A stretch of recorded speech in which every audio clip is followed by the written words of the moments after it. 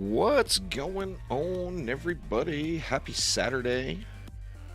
Let's see if we can't get this going here. We got a little construction noise outside today. We got some people out sanding on our deck, so hopefully none of that bleeds through, but I think it'll be all right. Anyway, happy Saturday, y'all. Chris, thank you so much. Welcome to the Juicy Nation. I'm excited to see how it runs on the Switch. I probably won't really be in the market for a Steam Deck personally, but I am curious about it, you know? I'm definitely super curious to see how it runs on the Switch though, for sure.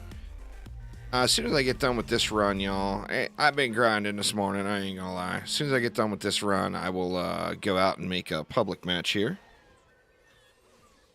It runs pretty bad on the Switch. I'm thinking the Lichen's Keep update may resolve quite a few of the running issues, as far as performance anyway. We'll have to see. I mean, this will be my first experience on the Switch with it here on Tuesday. Assuming the update hits on Tuesday. I think it will.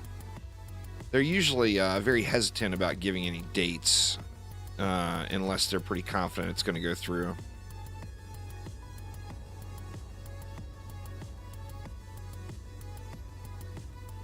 Games like this just are really hard on software, you know? I mean, you got a whole lot of independently controlled AI, or individually controlled AI, from the enemies to the defenses and everything else. It eats up hardware, that's for sure. Yeah, I'm gonna be live on the Switch on Tuesday. It'll be my first Switch stream.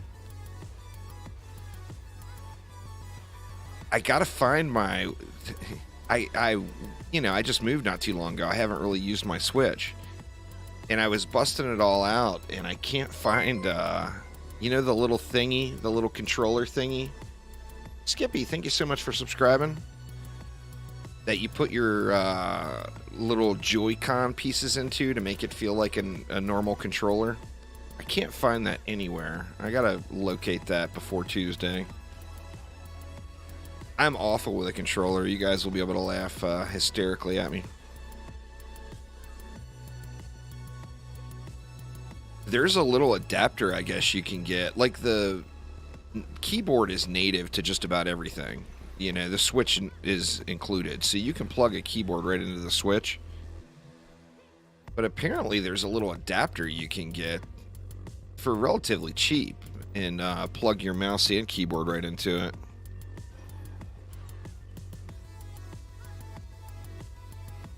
Oh, I'm just not even looking and jumping around. I looked back just as I was going off the edge.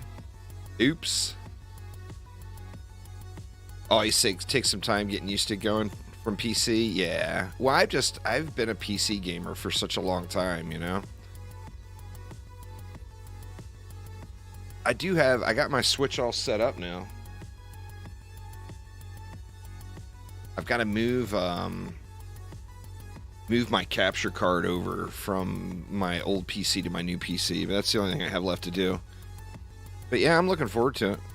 What's going on there, Zach?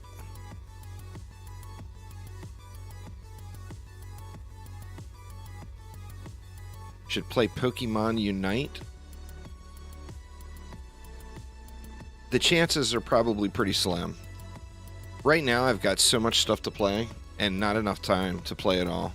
You know, that's one of the downsides of being hooked on these grind games, is they take so much time, you know.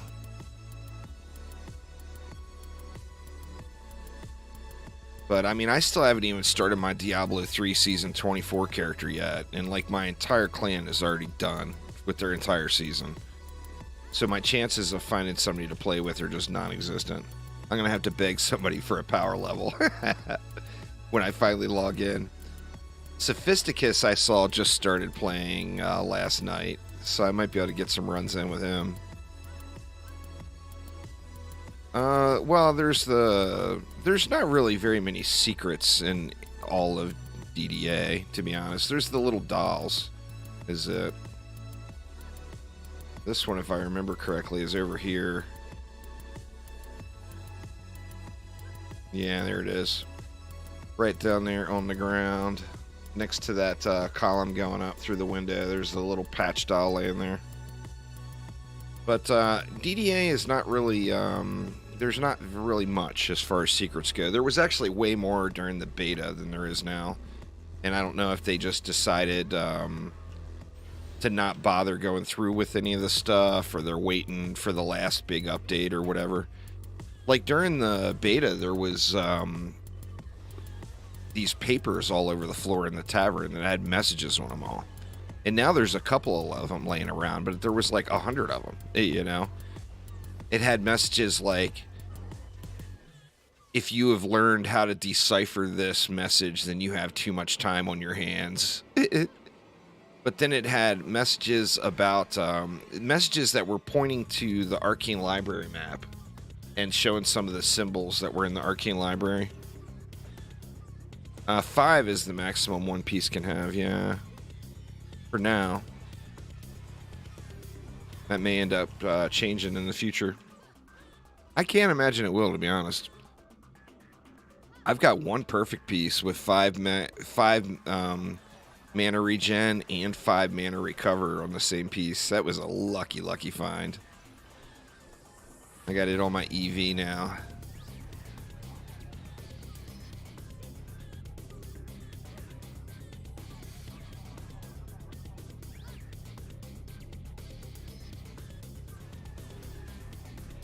But you only need 10 on the same note, so...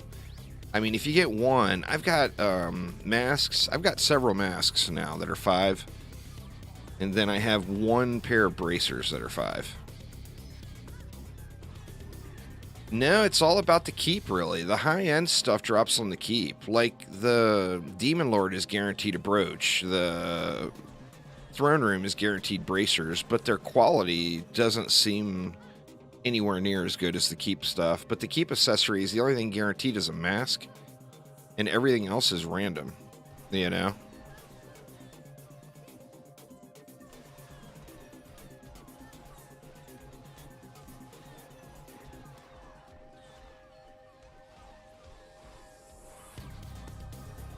It's just a chance of getting the other items. Shoot, I keep popping out of corrupt and not even realizing it. 10 billion keep runs. That is about accurate, Zach. In fact, it's going to take that many to find the perfect weapon you want to. Yeah, there's a movement speed cap. It goes, your movement speed increases as you level up. It maxes out at level 50. And then you can get movement speed, additional movement speed on your accessories, but there's a base cap without having any movement speed on any of your pieces. To get 3 god tier accessories, you farm the keep. To get 3 usable good accessories, you can get those from the guaranteed drop spots. I mean, I've got plenty of heroes that aren't using keep stuff. This one's using all keep stuff. This one's using all keep stuff. Like, here's my Huntress, still using a brooch from Demon Lord. You know. EV is all keep. My Squire's still using a really crappy brooch that I probably have a better one of. My Rogue is using bracers from Throne Room still. So, yeah.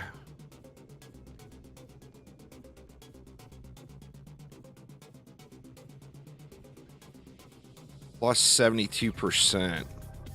You gotta be screaming around on the Rogue then. You got it on every piece?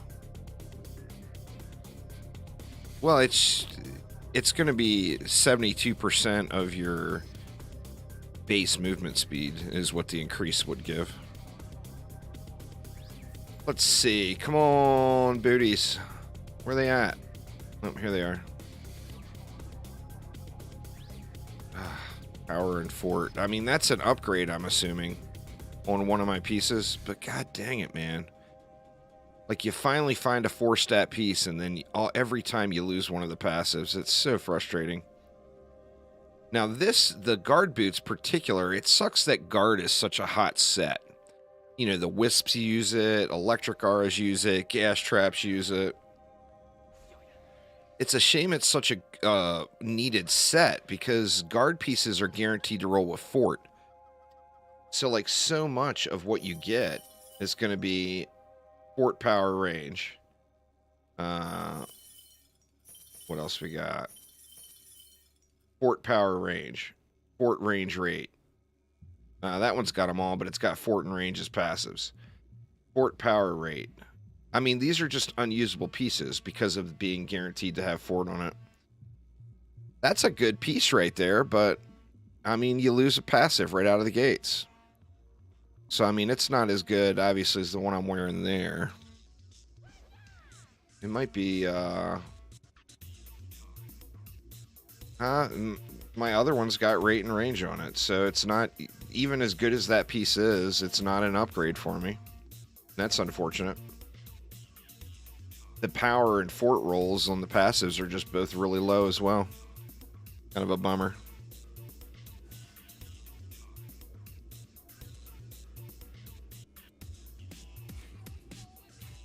I wouldn't really suggest stacking movement speed on all your pieces, to be honest with you. It feels like that's a bit of a wasted passive. I mean, having like one piece would be good, but the characters are all about using their abilities for movement. You know, like the rogue. You know, the rogue gets the super speed from being stealth. You know, the monk, of course, moves at ridiculous speeds. What, you got the Squire moves at pretty ridiculous speeds. The only character that really gets screwed is as far as movement goes, is the EV and the apprentice. Everybody else has a really good movement speed ability. Like, for me, the perfect piece on my rogue would be mana regen and health regen. Is what I would consider perfect. And then I wouldn't go... Well, I'd like to get movement speed on one accessory, maybe. Here's my good one. My good mask. 5 mana regen and 5 mana restore. I mean, you couldn't ask for a better mask than that. Just so good. Got to get lucky every now and then, you know. You're running I mean, look at my ancient heads guard boots here. I mean, this is just from today. Yeah, the Warden has a speed buff when she's corrupt. You get a speed buff when you drop a seed and pick it up.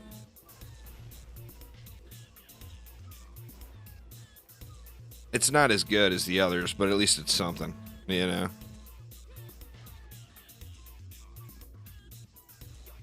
All right, let's get it, y'all. I'm not gonna do Tornado Highlands all day, but I do want to do a couple of maps.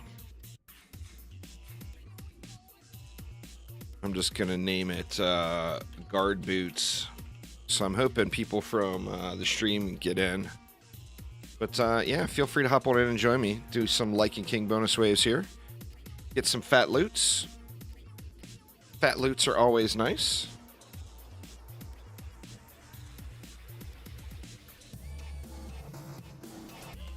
Hopefully. Yeah, well, you want fused damaging pets. A regular damaging pet, isn't worth using. But the Mega Chicken goes, drops from Glitterhelm. It's not very good, but it's the best ranged pet. It's the best ranged AoE pet in the game. But it's still just not very good, you know? What's going on there, JB? How you doing? God, man, these guys are like right outside my window here, sanding our deck.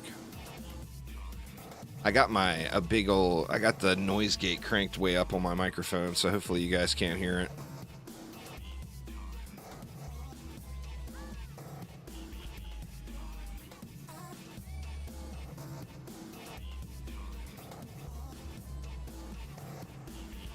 Doing good, that's nice. Did we get anybody? Or yeah, we got a full group.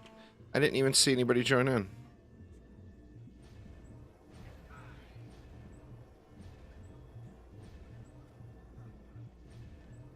only request today is that everybody contribute in some way.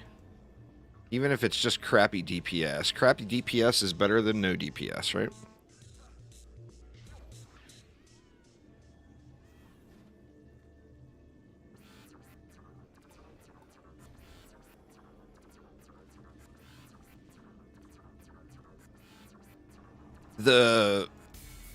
I've never seen it on a brooch personally. I don't know of anyone who's found 5 on a brooch. But yeah, it's not going to be something. It's going to be something that takes you a million runs, Alexander. Just to be very, very upfront and clear. That's not going to be something that you get. Is it possible to get 10k ability main stat? I don't think so. Maybe with like a god roll giraffe or rock you could, but I mean, if you're using a rock, then it wouldn't even be worth going full ability. But the problem is it's just never worth going full ability. There is zero reason you would ever want full ability, because most of the characters' abilities scale with attack as well. And in a lot of cases, you get more benefit out of attack than you do the ability stat, even though it's an ability. Because all of the damaging abilities are based off of base damage. And your base damage goes up with the attack value. So with your base damage going up, you know, you're going to be better off to use attack versus ability. What's going on there, Andreas? How you doing? Getting us some more guard boots here. Still on the guard farm. That started yesterday, right? Well, I mean, it started long before yesterday, but started on stream yesterday with farming the guard gear. I've yet to find a single upgrade. Got to go to the store soon. Fair enough. Today is my mother-in-law's 80th birthday, so we're gonna take her out later on. But that's about all I got to do today. So I got a couple of good hours of farm time. No, sirens don't hit the crystal. Sirens don't hit anything if you don't attack them. They're there to buff the enemies. So, like, the sirens run out, they do their little twirl, and then they're going to put up a damage resistance aura to a specific type of damage. And then when they go back into the spawn, any mobs they pass on the way back, they're going to give that damage resistance debuff to. It can't be removed by anything. And that's what makes fusion damage so powerful, is because there's no fusion immunity or resistance.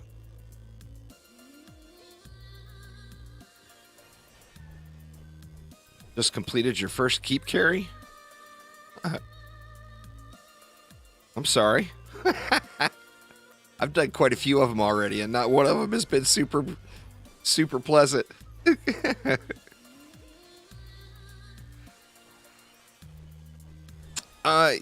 Yeah, traps do really, really well, but the thing about building this build that I use is it's full AFK all the way through. No upgrades, no mana collecting when you're solo. Now in a group, you're going to have to collect some mana and throw some upgrades around. But like, I do this build all the time if I'm Netflixing it out or doing whatever, and I just kind of chill over here. Just chillax and let it run, you know. But a trap spawn camp in Wisp build works on just about every map. And in fact, even the maps that it's not necessarily perfect for, you could still make it work on. It's just good, you know. But the thing you have to think about with spawn camps is you just cannot miss any of the portals if you're doing the Act 4 maps. You can't miss them. If you miss them, it's over, you know. So the spawn camps are not ideal for casual play. That's how I've been doing the keep, yeah. It's not very player or multiplayer friendly, but for solo, yeah. It's weird running around the keep without any, not having any mobs anywhere. You're just running around and popping the portals. The only thing that makes it through is there will be an occasional Lichen that makes it through. And then if a Djinn buffs a rifted mage, they'll make it through. So I just keep an eye out for the Lichens, and I throw a reflect beam at both the cores, or two of the cores, the outside cores, for the mages that get it.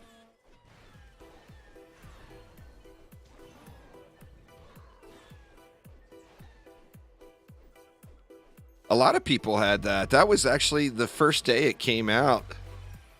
The first day it came out, people were trying to get the boss stuck. Of course, if you're trying to get the boss stuck, the chances of it happening go way down. But if you're not trying, that's when it happens. But the first keep win that I'm aware of was Aramir, and he was actually on stream, and the boss got stuck in a wall and just died. He's like, okay. But that was the first keep win overall out of anyone that I'm aware of. What's going on there, MD? I'm doing good. It's mother-in-law's 80th birthday today, so got to do the old birthday festivities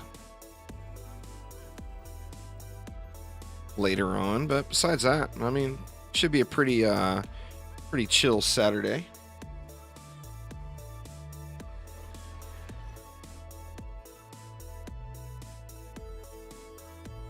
Yeah, the crossbows from there are really good.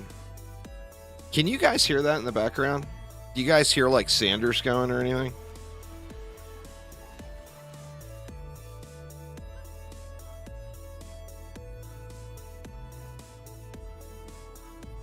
You guys can hear it. That's unfortunate.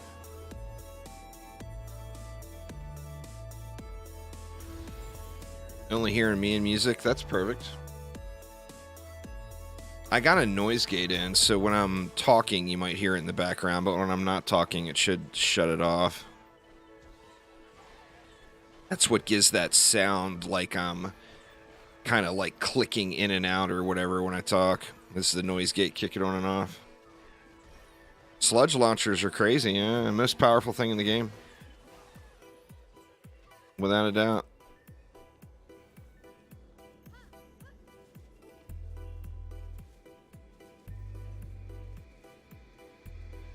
No sander sounds coming through. That's good. Oh, well, good, good. I mean, I've got a directional microphone, so, you know, it should only be picking up what's directly in front of it. But it is pretty loud at times.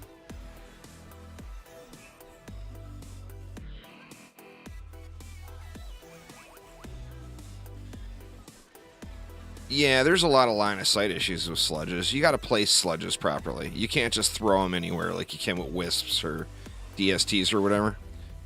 So, I mean, the power comes at a cost. It's got to be a smart build, or at least a build where you're conscious of what you're doing, you know?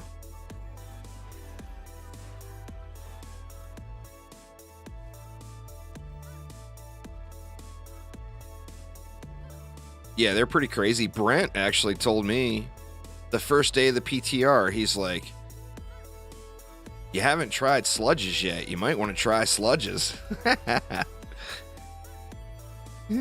Brent's one of the designers, of course.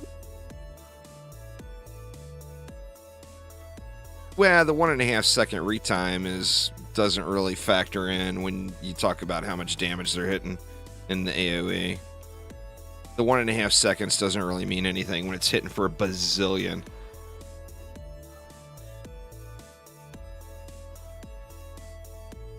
The other accessories are random drops, Alexander, so they're not guaranteed. You're guaranteed a mask from the keep, and you have a chance of getting something else. I've done the keep literally like 400 or 500 times. That's how I've gotten the accessories. It's a stupid, stupid grind. Crazy, crazy over the top. Yeah, fused towers change their element to fusion damage hyper. So, that's why you want it.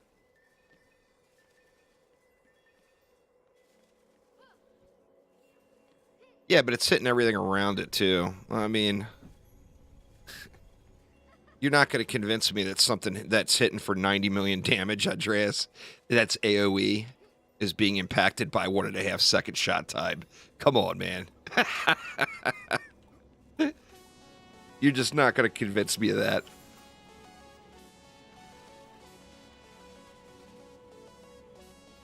It's silly, silly amounts of damage. Andreas is getting in. Andreas is just putting the work in to make sure they don't get nerfed. I'm still on the hunt for guard stuff, Doug. I guess maybe I'm being too picky about what I want. I mean, now I'm trying to fine-tune and min-max, you know? Friendship ended with DSTs? Well, there's no need to unfriend the DSTs, man.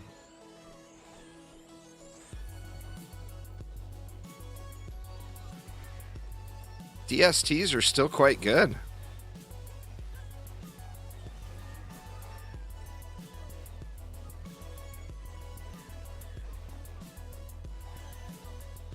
Yeah, it's what makes Fusion so good is even in non-rifted mode, bosses are rifted enemies. Sirens are rifted enemies. So even if you're not doing rifted mode, you still have a benefit from using fusion defenses.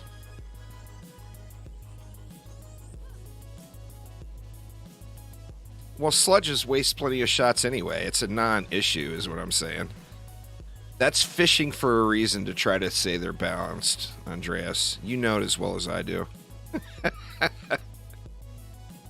You are fishing to say that they're a balanced defense.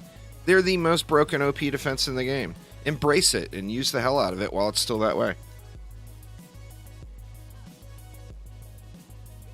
Well, you'll never want to use a full arcane set or a full arcanist set because the arcanist set doesn't have the set bonus, the 30% stat increase.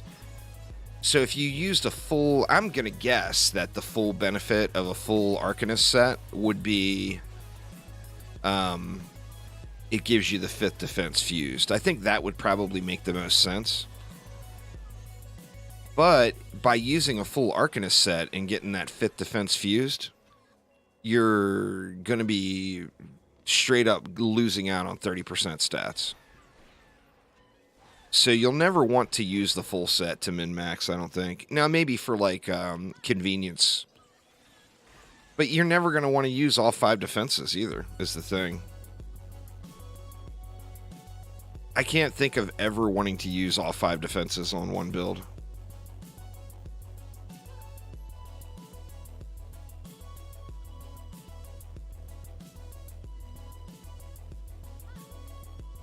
And it's RNG. The low side is still there.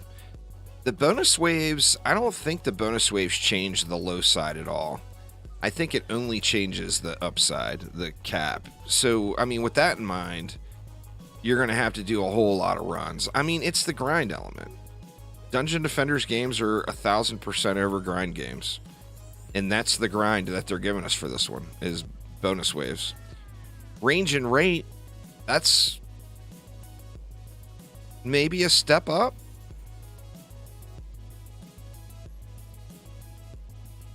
I don't know. I mean, I'll save those to look at them later. What did I get on the last wave? Power and range. Oof. Let's do one more.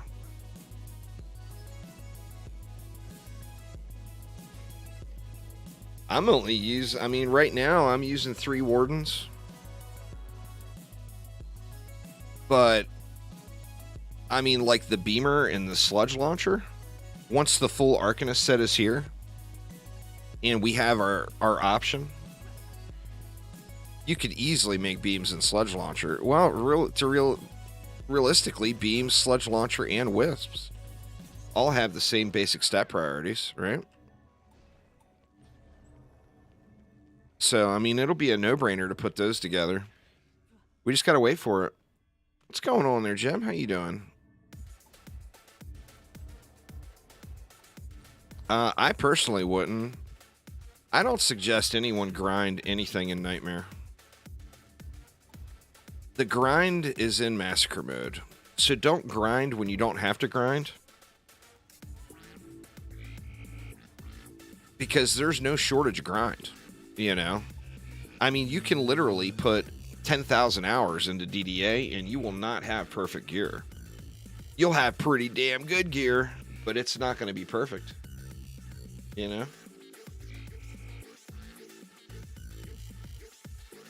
Weird. I just got an error with my music player.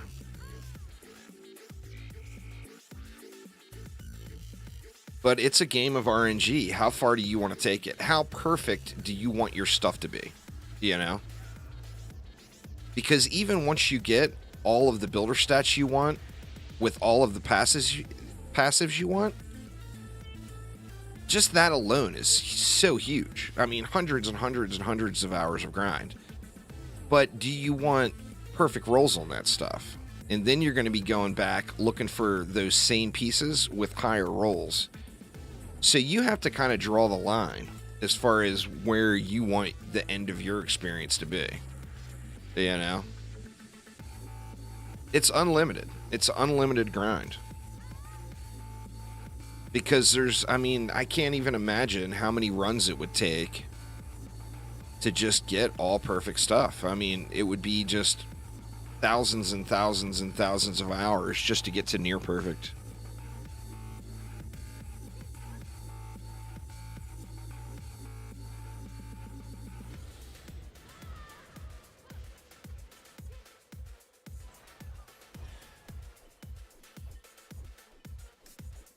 Yeah, they didn't do a very good job with those shortcuts. Same thing with locking. You can hold down L and click.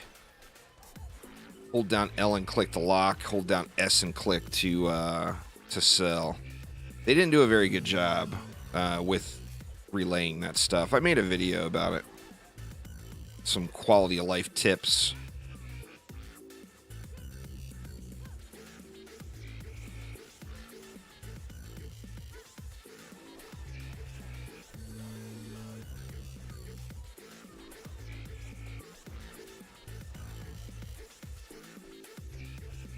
Where to after this one, I wonder. I'll have to look through and see what my weakest guard pieces are.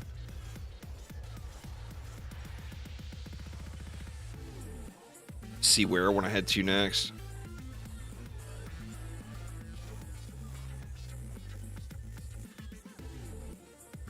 I don't know. The thing that's disappointing is they've already said that it's still a work in progress, that it's still not even in its final state. So, I mean, the UI could completely change again.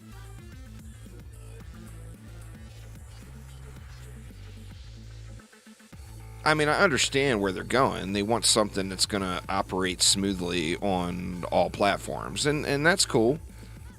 But it would be nice if they'd get that shit figured out. You know? That way we don't have to keep relearning just basic UI elements.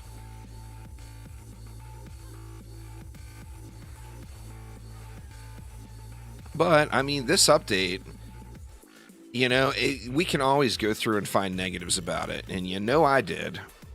I am like the first person to start screaming and bitching at Chromatic. But overall, this update is really, really good. I mean, it brings the game forward so far. You know, it gives the game a bit of its own flavor instead of just being a redo. But plus, you can see it's got a direction now. You know, the Arcanist gear, the bonus waves. I mean, that stuff is building on the future. Because even like doing the keep now. Well, what happens when the big juice monster boss comes out next update? Well, then we're going to want to go back and do big juice monster bonus waves. Even on the keep. You know? I'm not trying to jinx it and say the Kraken, but god damn it, it better be the Kraken. But I don't want to go and jinx it. Yeah, the build diversity is good. Right now, there's a lot of great builds, you know? I gotta close another window here real quick, y'all. I'm gonna AFK it out 1 sec. Give me 1 moment. So loud.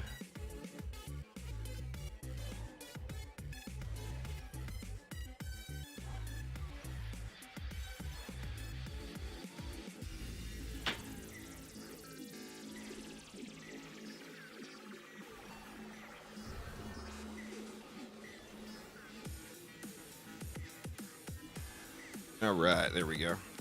That's not true at all, Rusted Knight. I've been spamming slimes. I've been spamming beams. Wisps are a great lazy convenience. Every build does not include wisps. That is not even close to accurate. I mean, I did this map with slimes only, Lichen King bonus waves. Or pardon me, beams only. In a group. You know, not one wisp anywhere to be found. Just got your first 105 piece? Nice. The 105 pieces are still RNG. I've only got one good 105 piece. Every 105 piece I have, has got awful rolls on it. So, I mean, being a 105 piece doesn't... Don't let that... Don't let that make it so you feel like you have to use that item. Well, I mean, now I've already done the keep 500 times, Phil. My first keep run, I was like 7,000 and change, main stat. I mean, now I've done the keep 500 times, so, I mean, I've got huge stats.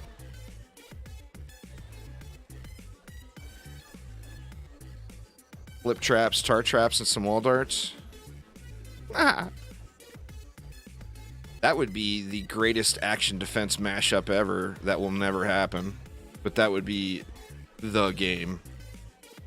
If they could combine the loot grind from DD games into Orcs Must Die, I mean, that would be just such a ridiculously amazing game. You know? I mean, what more can you say? It would be beyond awesome. I'm still stuck on the guard gear grind. I mean, I'm at the point now where I just got to put literally hundreds of hours into grinding guard gear. It'll say it on it, Doug. It'll say requires level 105. Like, if you're level 102 and you get a piece, it won't let you equip it. That might be. But the 105 gear is just... It's... You know, it's RNG. It's all about the rolls. So... I mean, I'm only using... I've probably gotten 10 105 drops now, and I'm only using one that I'm aware of. I'm using one mask. It's quite rare, but it's just not... It's not something that's so much better than good rolled level 90 gear that it even matters. It's more of a flex thing. You know, you get to post your screenshots in Discord and say, look at me, look at me. That's the biggest benefit of the 105 gear. Which, you know, by all means, if you get a nice 105 piece, do that. Screenshot that shit and go flex it Discord. That's what you should do. That's the largest benefit of it. It's super rare in any Lichen King bonus waves, but it's more commonly going to be found in Act 4.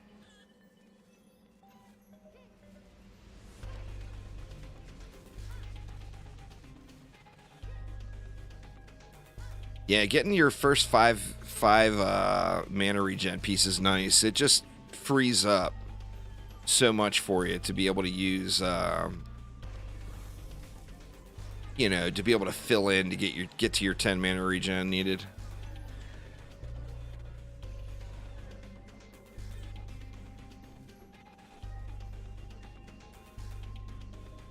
We'll just shroom you up, girl. How's that?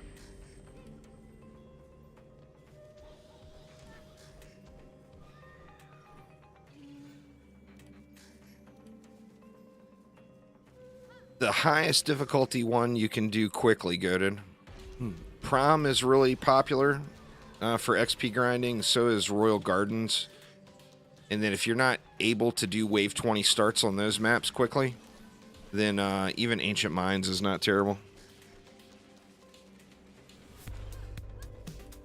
Just got the level 70 for Nightmare. DSTs really become your friend quite a bit in Nightmare Venom. But just watch for the Nightmare enemies. Use crowd control. Gas traps and ensnare auras are your friend. No doubt there.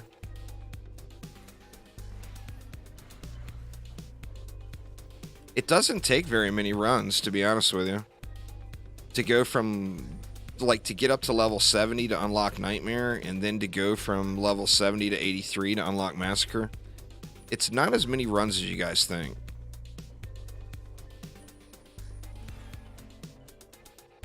Yeah, that would be the only downside, Kisama. The builder bonus, too. The 20% versatility. So you would lose 20% power. But it's not a huge deal. I was doing that for a long time, but now that we've got six slots, my EV has a permanent home. That, and I got my laser beam set up finally. I got 100% uptime on the laser beam with only 2 accessories. I'm so proud of that. It's so nice. This is Dungeon Defenders Awakened, Adam. You're here to file another complaint because I still haven't gotten an episode out. It's a time constraint, man. I mean, right now I got family visiting for another week plus. I'll get them out. I'll get it out, but it's just, you know, I mean, I'm at the stage now just to do one episode takes me like 6 to 8 hours of real time because I've got to go through and do the survival and record it, and then I've got to edit it all down, and then I got to upload it.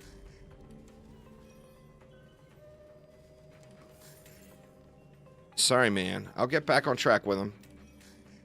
But, like I said, I got family visiting, and like today is my mother-in-law's birthday. I wanted to get an episode done for today, but today's my mother-in-law's 80th birthday.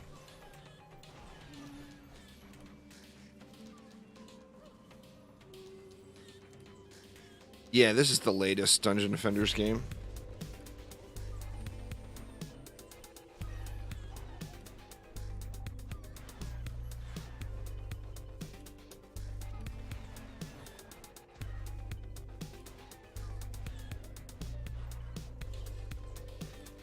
Super fun.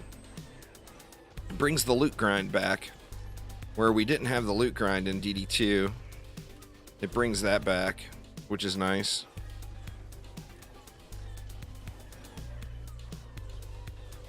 You hope it'll be delayed anymore. Well, it's probably, I mean, tomorrow there's an update hitting that that game I play every now and then. Alright, shit. Apparently I don't play it enough to remember the damn name of it.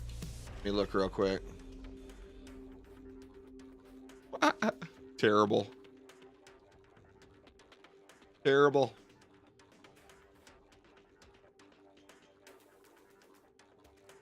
Tainted Grail, derp.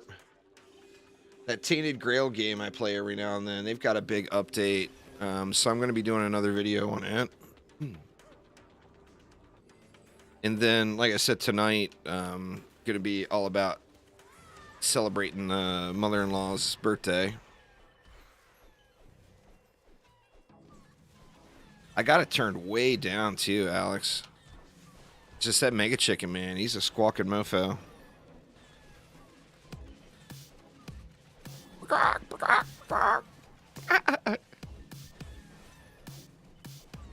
Oh, I fall all the time, Adam.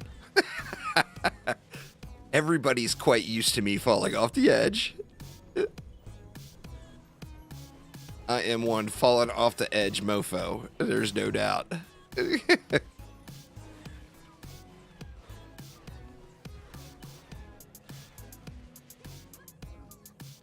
It's normal now, so people don't think anything of it.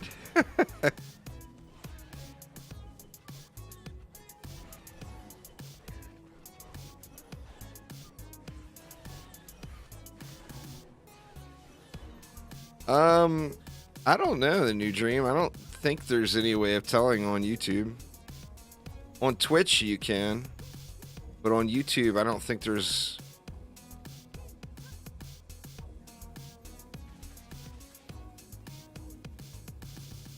I don't know. Let me look. Let me look. I'm pretty sure there's not a way for me to tell. I don't even think I can search subscribers by name. Let me see.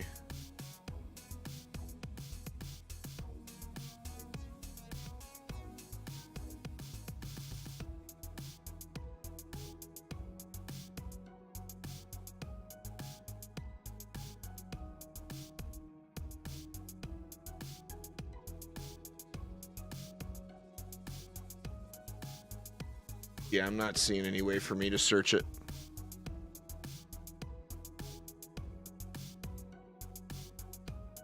On Twitch, it makes it a lot easier. You just... The new dream. New member. Welcome, welcome.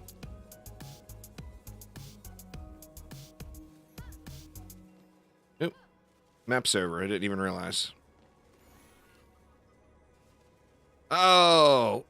Oh, I finally get the passives. And I get a shit roll. God dang it, man. That's what I'm looking for right there. Power and defense damage as the passives, but I need all 4 builder stats. God, that's such a bummer. I mean, I'm not giving up no 1,000 range. It would be losing 1,000 range to use this piece. I ain't giving up 1,000 range. But Jesus, that's such a shiny mofo right there. That's a big dip in power compared to the 445 piece right there. Ugh. Such a damn bummer, man.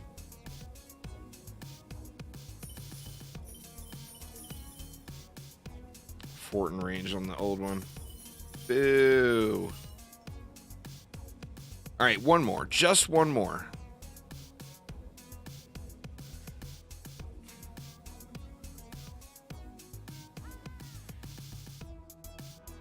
The damage, yeah, I mean, that was a big difference just because of the roll quality. But the percent damage is pretty big in comparison to just raw power stat. Well, you already know that.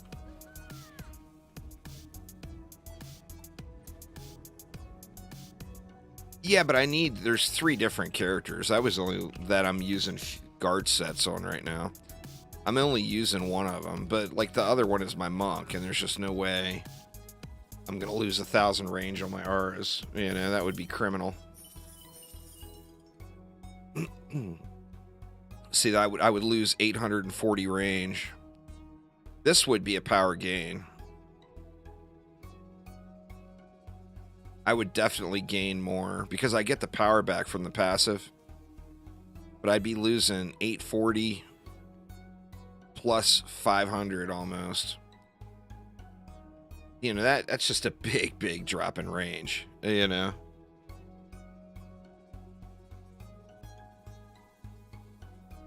Oh, did they just now activate it? Well, I do appreciate it. They're the new dream.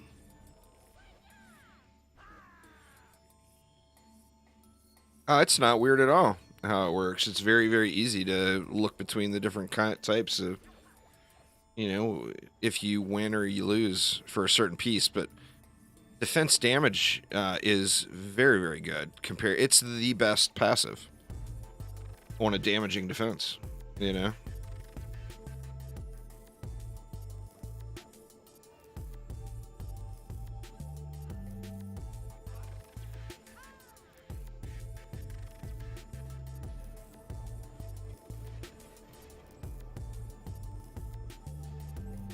The damage percent, it works on a buff beam.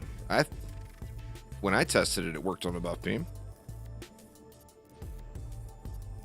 I'm going to be starting a new group in a minute, Zach. Don't sweat it, man. I'm going to do a different map and start up a new group here right after this run. I usually try to do 3 runs, you know. But yeah, if percent damage isn't working on buff beam, then that's a bug, because it was. And I'm sure it's probably been reported. Yeah, you need to keep runs, 10 billion of them. That's fair. That's very fair.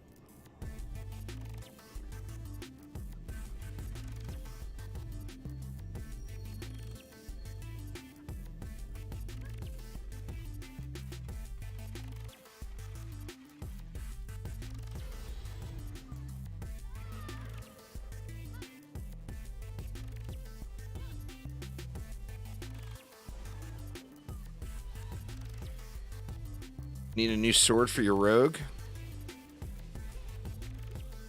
You want the claymore on your rogue. Where on your squire, assuming you're using spinning steel anyway, on your squire you're going to want the smasher. But on the rogue, you definitely want the claymore.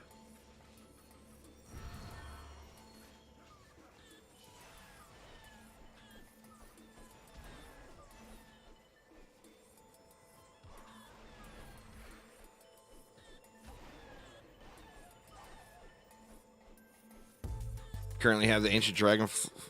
The smasher is a slower attack, so it's more base damage. Oh no! Oh, how on earth did I not go over the edge? It's more base damage. It makes your spinning steel hit way, way, way harder. Many, many, many more times. The only way you'd ever want to go claymore on a squire is if you weren't using the spinning steel set. And I mean, for me personally, that would be just so ungodly boring. I would never consider not using spinning steel on the squire. I mean, you'd have to just want to hack and slash on waves. Is the only reason you would ever consider not using spinning steel on the squire. I don't know. I personally couldn't do it. I mean, I'm not a melee guy either, though. So if you're a big melee fan, then that might be the way for you. But for me, I'm just not a melee guy at all. I gotta have a reward, and spinning steel is the reward. You can rename your heroes right from your deck. If you go to swap a hero, there's going to be a little gear icon next to him. You can click on and rename. I gave up on farming bows, Zach. I still need to do a lot of keep farming myself.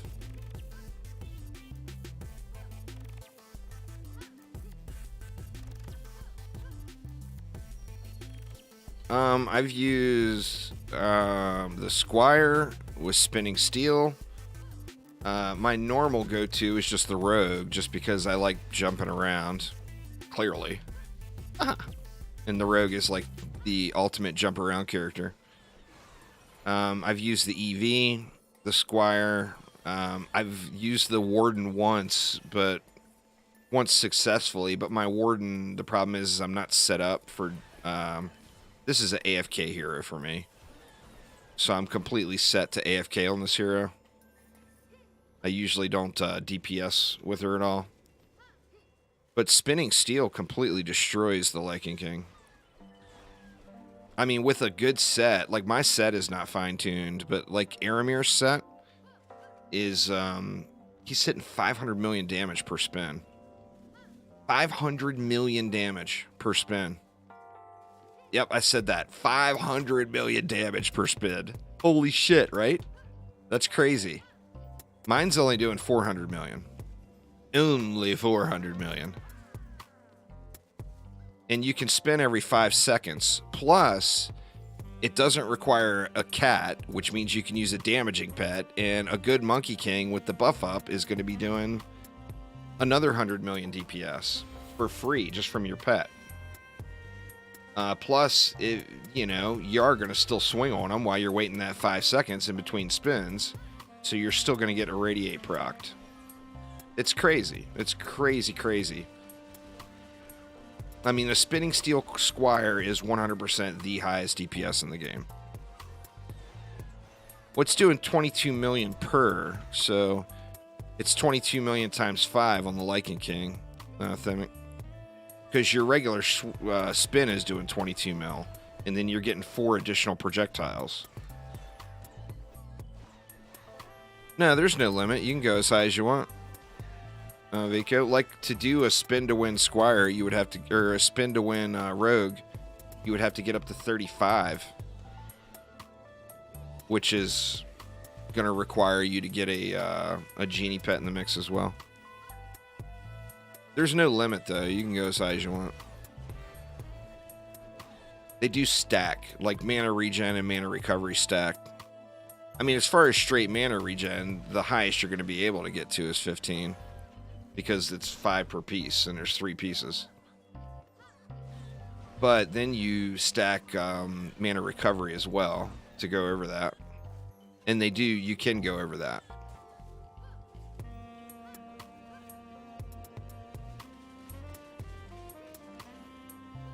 Well, it's 500 mil plus the 100 million DPS your monkey's doing, plus the extra 50, 60 million DPS that your melee attack and irradiate is doing, plus what all your defenses are doing, Theming. I can assure you that somebody that's fine-tuned with a spinning steel set, someone like Aramir, has not had a 2-cycle in many runs. Many runs. He 1-cycles 100% of the time. So, I mean, I can't get a goddamn sword to drop, or I would love to be able to show you guys. But since RNG just tells me to GTFO quite often, I don't tab out to Discord during streams, Alex. I know what you're saying. What I'm saying is that's a bug, so don't worry about it. As long as it's reported, it will get fixed. Well, yeah, Sludge is good stuff. Especially if you can get your sludges to not shoot at the packs. The sludges are just going to hammer the boss, you know? I mean, shit, you kite them around for 15 seconds just waiting for the thing. No, it's all good. It is all good there, Alex.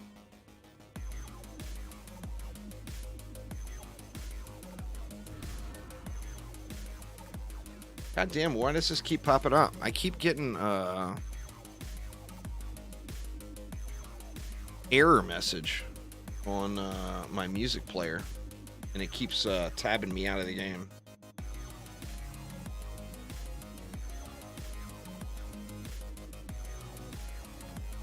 Well, that's what I mean. At the maximum amount of time would be 15 seconds. 15 seconds is going to be super dead before then, is what I was saying.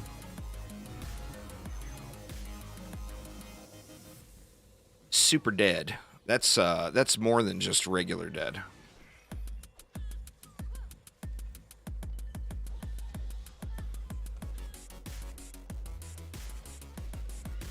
That's how I'll end up. Actually, I'll probably never play the Warden actively, to be honest with you. I mean, I'm doing it now just to do it, but I'm just never going to be an active Warden player. It's just not my flavor, you know? I mean, we all have got our personal playstyle choices, and this is just not mine. I do love the Warden's defenses, but my goal is to get to a point where I never have to use the Warden actively to make the defenses viable, which I'm already at that point.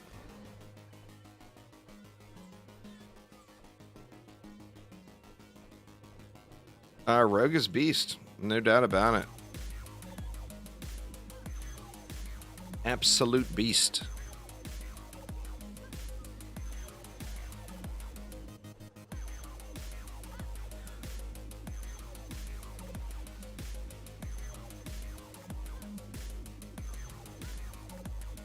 I mean, he should be, right? He can't do anything else. It's his only deal.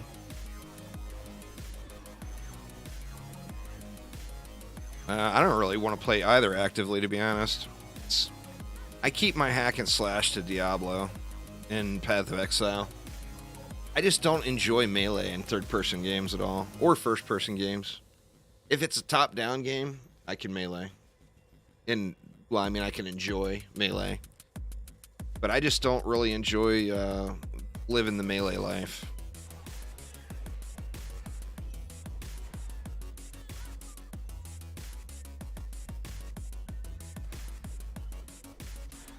What's going on there, Sizix? How you doing? I am a pew pure all day. No melee, please. And the Squire's character model looks like ass.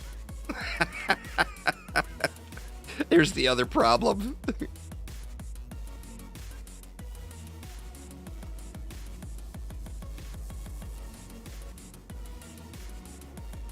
Well, that's still melee. Being a tank is melee.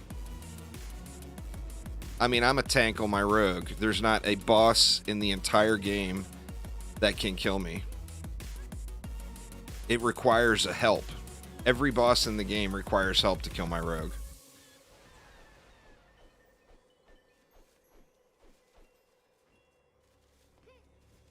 But, I mean, the tank life is still melee is the thing. I actually enjoy playing a tank in MMOs. I have quite a fun time tanking MMOs.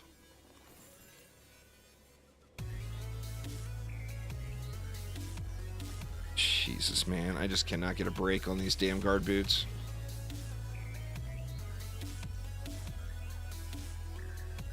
Ah, the good old days. Tanking out bosses in World of Warcraft so large that you can't see what the hell's going on because all you see is this big giant flaming ass in your face. Either Ensnare or Gas Trap. I personally went with Ensnare ours first.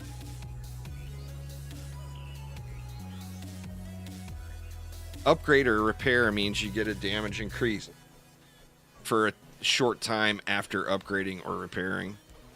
I actually want to do a repair set as a meme build on electric cars and try them out. I think that'll be fun to play with. Wrecked.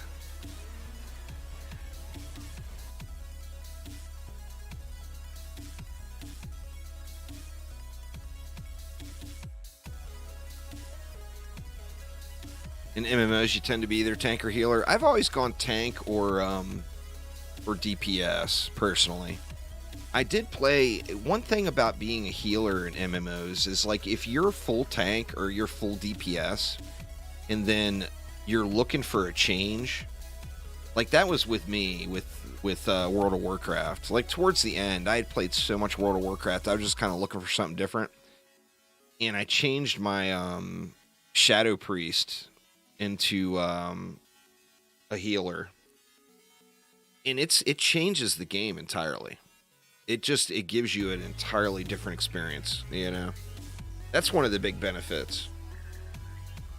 But healing particularly, like tanking and DPS, obviously they're different, but you're still doing the same thing basically. One you're trying to pull aggro and the other you're not.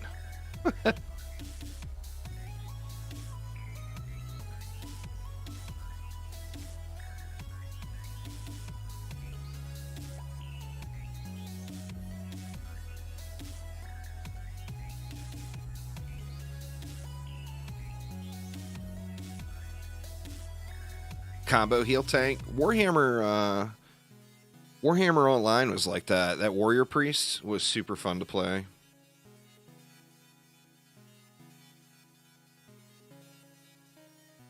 I played all the characters. I loved that game. It's such a shame that it went to shit.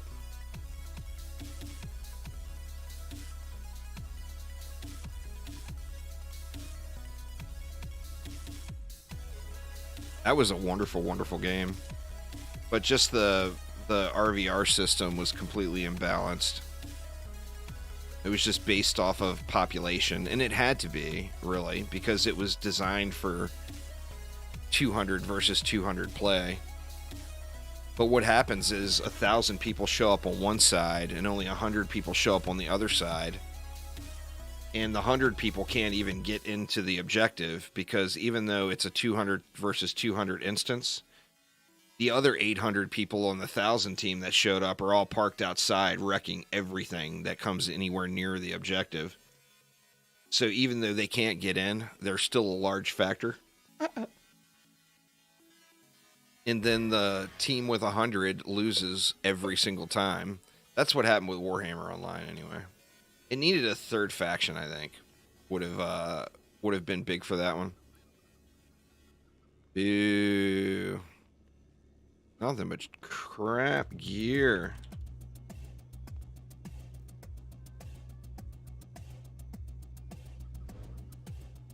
Poo-poo gear. We'll switch it up. I'll start a new group and we'll get into another map. Didn't have any hard cap on defense, but had hard cap on offense. Well, yeah, that would be kind of broke, right?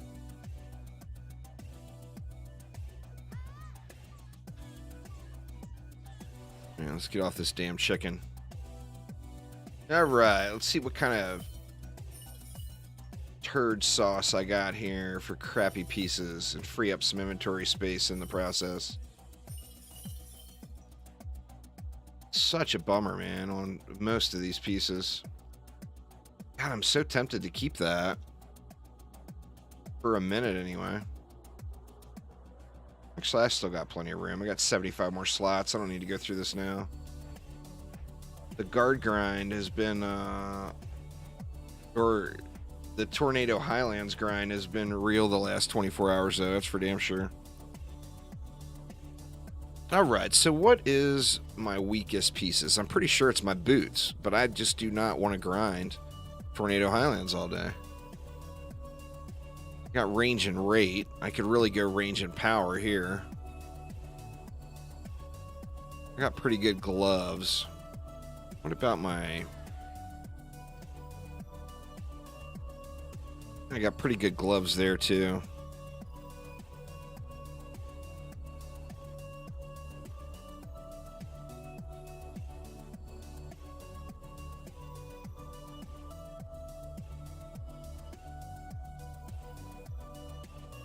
Chests, maybe? Which are the gloves? The gloves are Ancient Minds, right? Let's see here. You know, gloves are Ancient Minds. Helmets, well, the helmet's Arcanist. Chest is Royal Gardens. I guess maybe we'll do some Royal Gardens.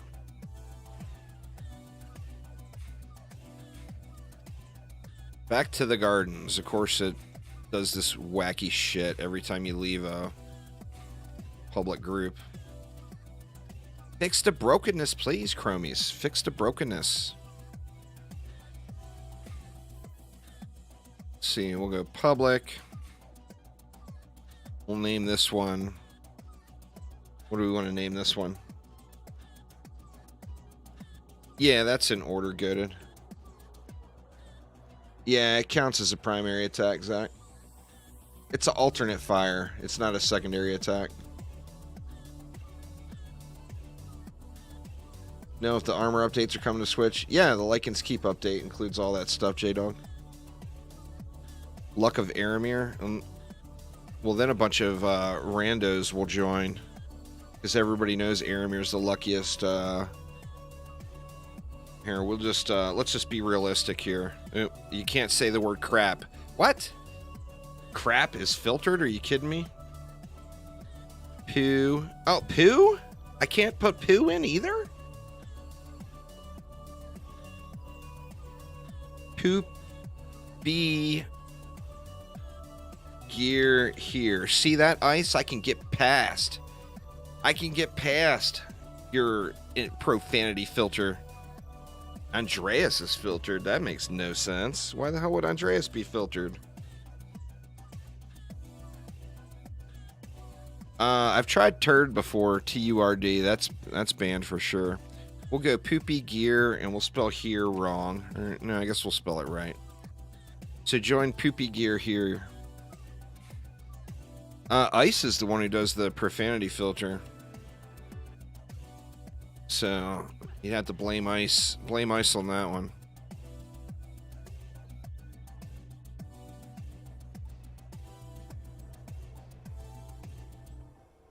A cleaver does more damage for the spin move, Kisama. A cleaver does more damage for the spin on the rogue. It does less damage for the spin on the squire. So on the rogue, you want, or not a cleaver, a claymore. On a rogue, you want a claymore. On a squire, you want a smasher. Assuming you're building for the spins. Huh, let me see. Let me see. Andreas. No. It must be something else.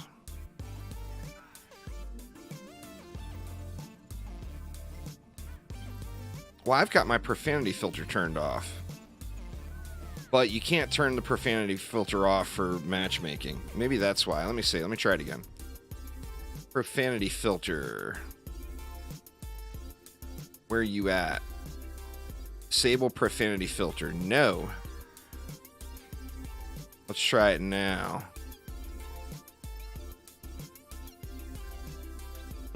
Still let me put it in. Maybe it hasn't saved yet or whatever. I like having the profanity filter turned off though. If people are cussing at me, I want to see what they're saying, you know? I don't want to guess. I want to know what they're saying. Somebody calls me an asshole, I want to see what it was, you know? I don't want to guess.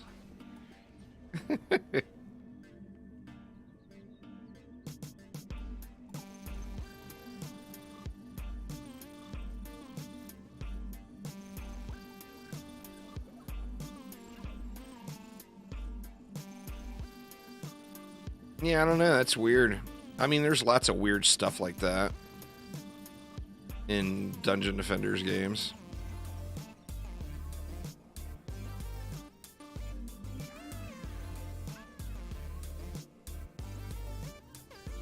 Lots of weirdness. Let's just go right in the middle.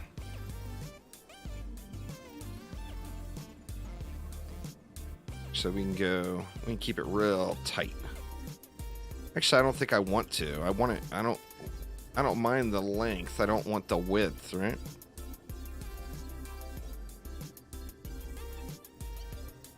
That's going to be too many.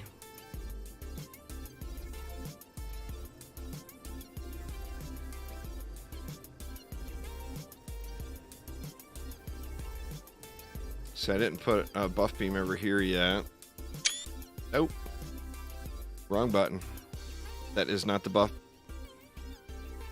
beam button. You bless this run with 1% of your RNG did old Bezos make it in? No, Bezos isn't here, so it should be safe, y'all. You got nobody stealing your RNG, but you've got me giving away mine.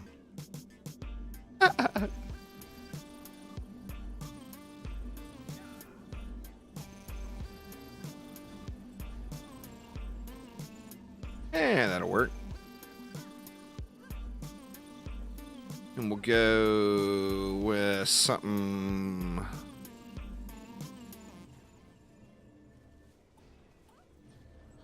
Oops.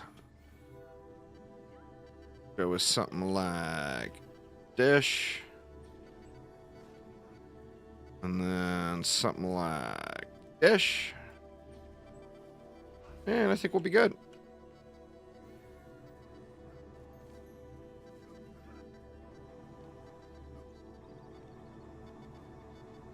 Just spammy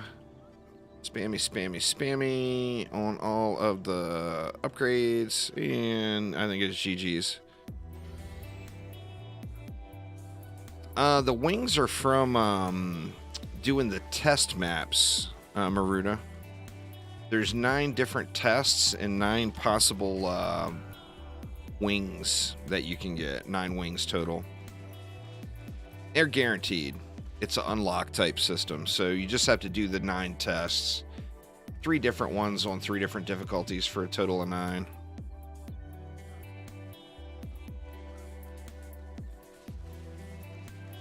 The Demon's Lair ones or the Demon Lord ones and the Ancient Dragon ones are quite easy, and then the Goblin Mech ones are quite irritating. What's going on there, Scream of Life? How you doing? How's Germany today?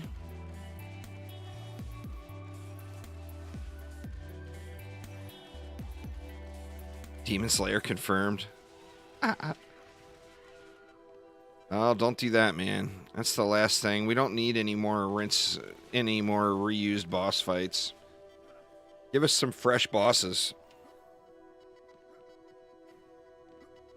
We don't want the next 3 updates to be Demon Lord in a different spot, Mech Boss in a different spot, and Ancient Dragon in a different spot. How terrible would that be? Since you beat the Demon Lord, he has been relocated to the Demon's Lair and now lives there. You have to go kill him again. Control G is the forced.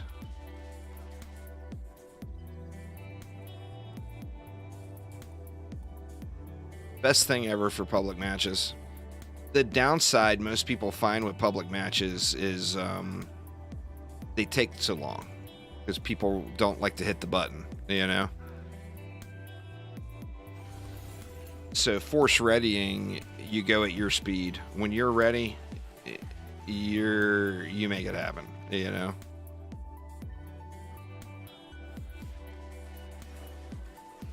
It's something that was the community development team added it into DD1 is where it first came from.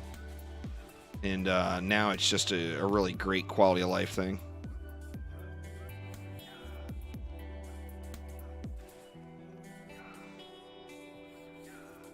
Is that a siren? Yeah, it was. Get pewed, girl. Get pewed.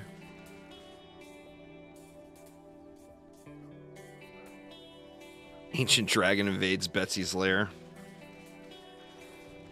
The original lore was that Betsy was the offspring of the Ancient Dragon. But then that lore got shit all over, and that was removed. You just hold M down for mana, Omni Legend. And it dumps it all. So if I want to dump everything, I just hold M and blink. It's all dumped. Only takes a second.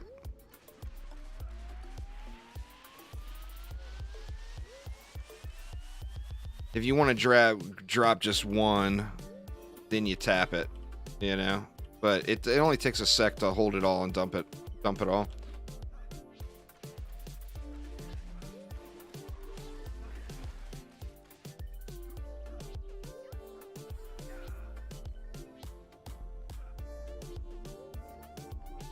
Grab it all.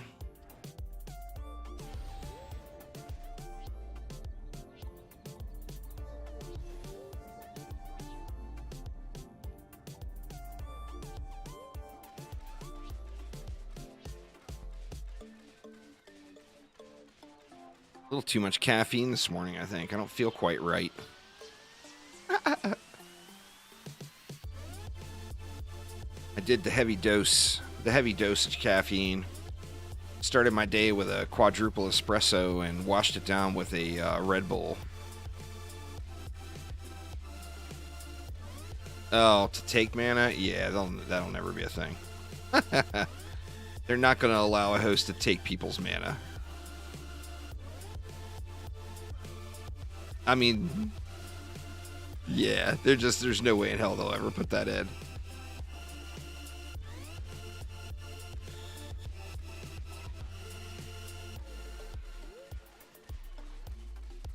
People would troll people so hard with that.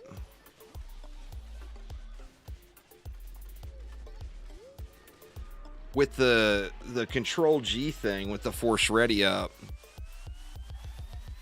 I mean, it teaches people use your loot filter. And don't be running around looking at every item that drops on the ground and taking forever. You know? But there's no way Control M would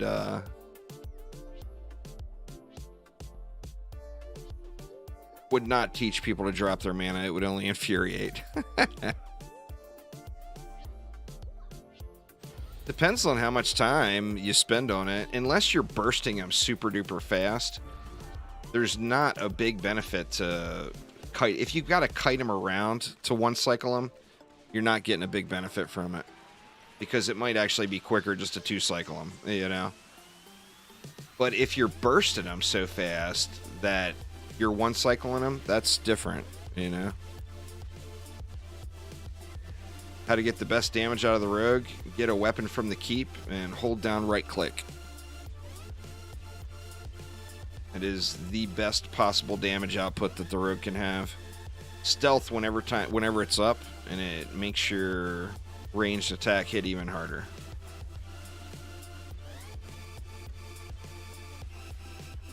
The devices of the rogue are very useful, but their damage output is pretty weak compared to just their his regular shot.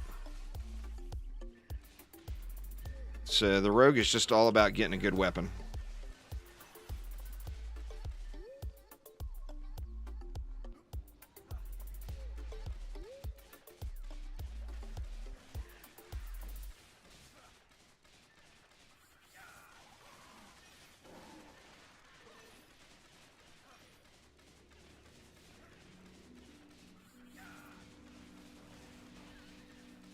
But yeah, just absolutely extremely beast mode. For gear that wasn't looking, god dang it. For gear that has high stats, for those from Act 4 or from farming each act that the gear drops in. Some of it was from Act 4, and some of it was from farming bonus waves. You can get, as far as armor pieces go, you can get super high pieces from bonus waves. The only thing that it seems like you can't get super high quality pieces from is for accessories. Yeah, every game difficulty has modifiers.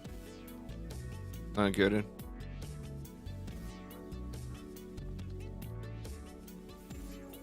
It's actually more extreme in massacre mode. Oof. Boo, crappy pieces.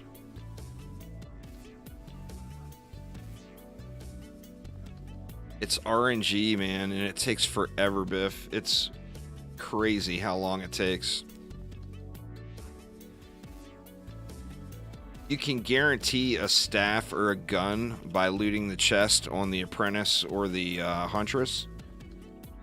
But as far as getting that EV set bonus, oh my god, it's brutal. Brutal, brutal, brutal.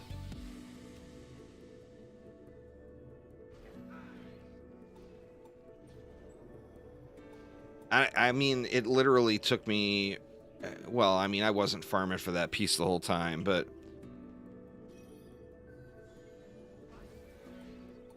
it took me at least 100 keep runs where I was specifically looking for that piece. Is there a link to your Discord? Yeah, exclamation Discord, there's that.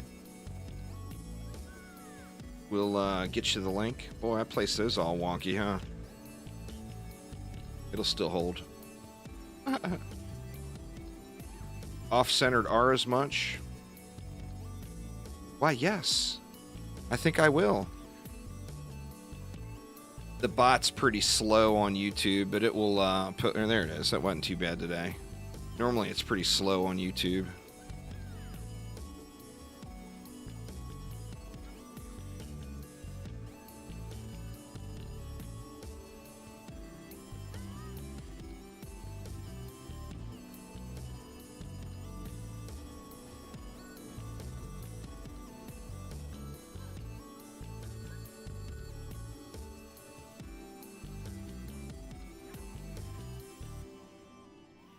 It's more like Dungeon Defenders 1 than it is 2.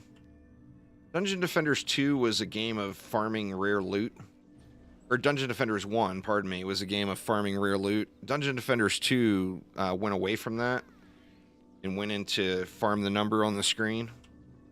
And now Dungeon Defenders Awakened is a game about farming rare loot again.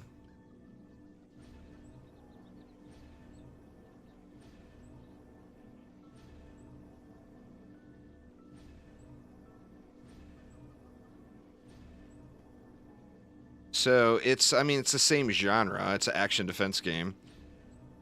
But it's more of a loot farming game than it is a grindy, free-to-play grind fest. You know, that's the main difference, really. No, the weapon set bonus is not tied to the character that opened. That's the downside. That's the struggle. If it was tied to the weapon type is tied to the character that opened it, and the set bonus is tied to the weapon type. And that's what makes it so hard, is you'll get a million, you know, if you're looking for a gun with the EV set bonus, like I was looking for a staff. If you're looking for a gun with the EV set bonus, you'll get just the Huntress one seems more common. I don't know if that's just RNG because it's just not what you want. Like, I was looking for the staff, and it took forever. I mean, I got it. When I got it on stream. I was really excited. I was pretty stoked about it.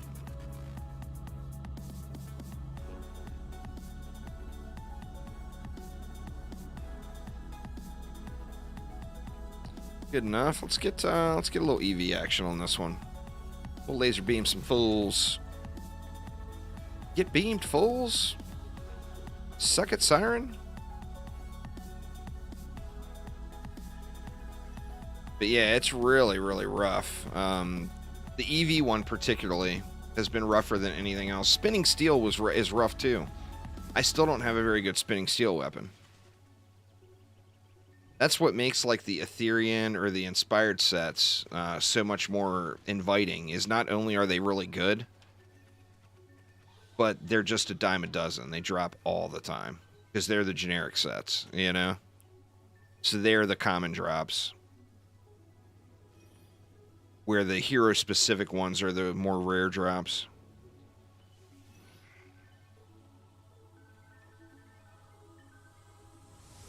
But yeah, putting this EV together was quite painful.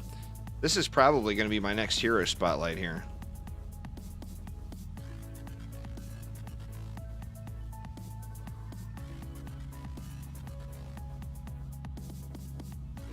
The good old EV laser beams. 100% uptime, sprayed around. It gives you enough, well, this EV, I've got, I stacked up,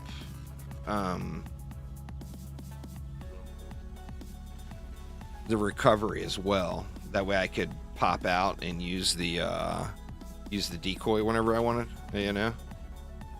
And then just go right back into it.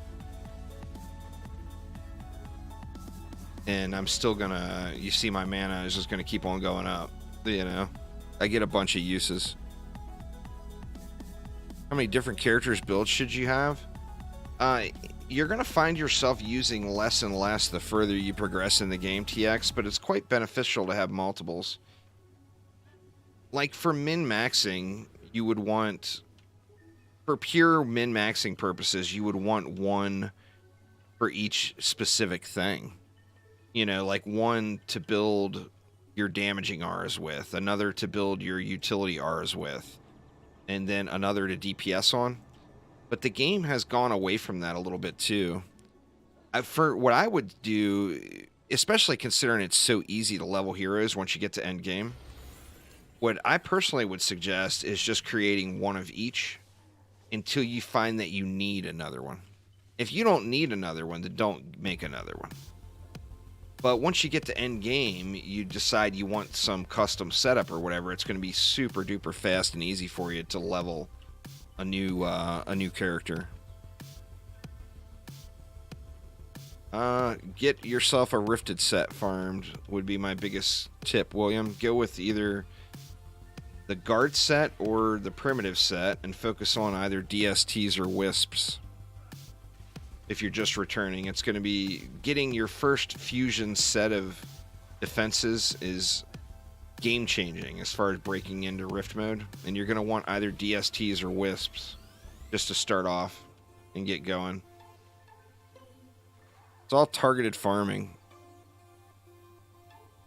If you're in my Discord group, it's pinned up in the top in the town hub. No, it's all specific targeted farming.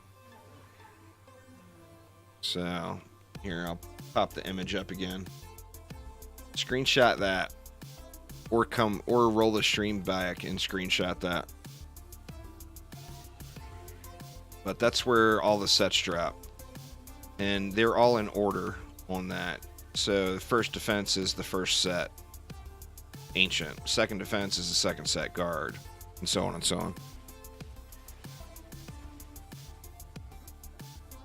But yeah, you have to do those maps with Rifted on, of course. And then Act 4, you're going to get really good drops from, but they're going to be random. So it's just a straight RNG farm in Act 4.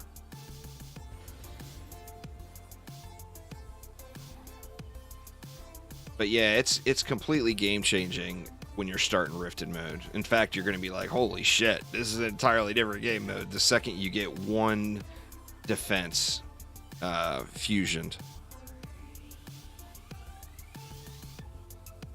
It's completely life-changing for you. In fact, your first time doing Rifted mode, you're going to be very pissed off about Dark Elf Warriors, as they're definitely the biggest challenge in the entire game, is dealing with those things. And in Rifted mode, Dark Elf Warriors can't be hit by non-fusion defenses.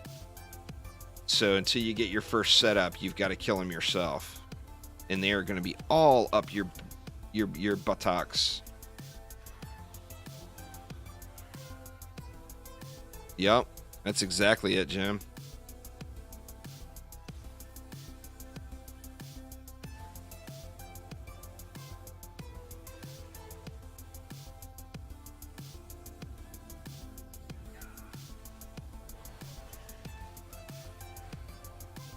And don't, another thing too is don't get hung up on the stats. Fusion damage does double damage. So, like on my DST set, prior to getting, like, then Wisps weren't a thing, so DSTs were the thing to use. Prior to setting up my DSTs, I had like, I want to say like 8,000 defense power. And I ended up losing like 3,000 plus of that defense power to get my first fusion set. But then that fusion set hits for double damage. So you're hitting way harder with the 5,000 set than you were the 8,000 set, basically.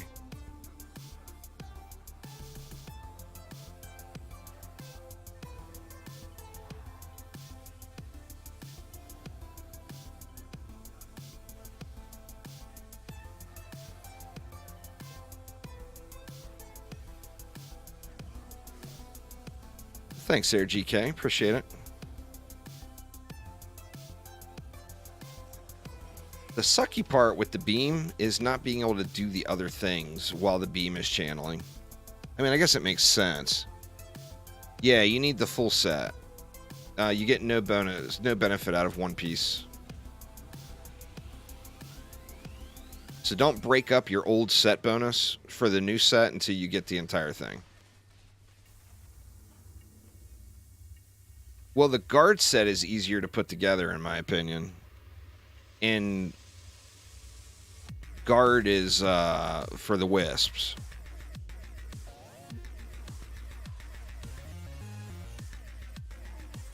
You get what? You get Ancient Mines, Highlands, this one, and then what's the other one? I can't remember. The head is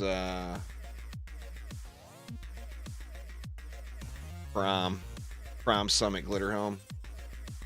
So I mean, it's pretty easy to put that that guard set together. I mean, the primitive set isn't terrible either. Let's see, here we go. Give me some shiny.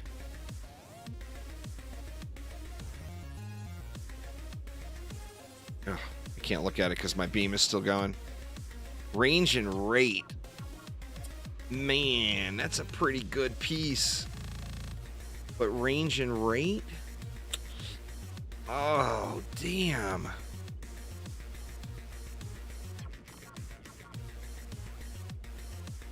That's a little bit of a bummer there. And when you're looking at these fairies, even though you don't use them very often, if you see one with 4 max targets on it, make sure to save it. Because it's really rare. And if you do want to use it, you're going to want to hook up your whole team, right? So always look at the fairy. Range and rate. God, man. 2 really good pieces with suspect passives. Such a bummer.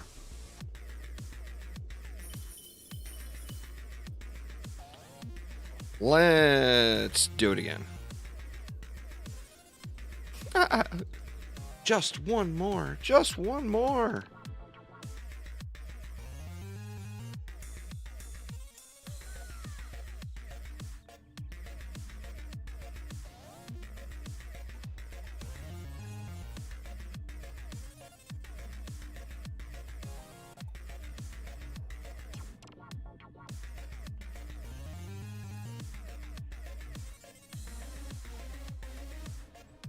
This is a really good laser beam map, too.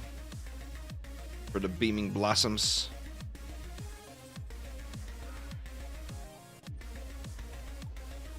How off-center did I make those? Not too terrible that time.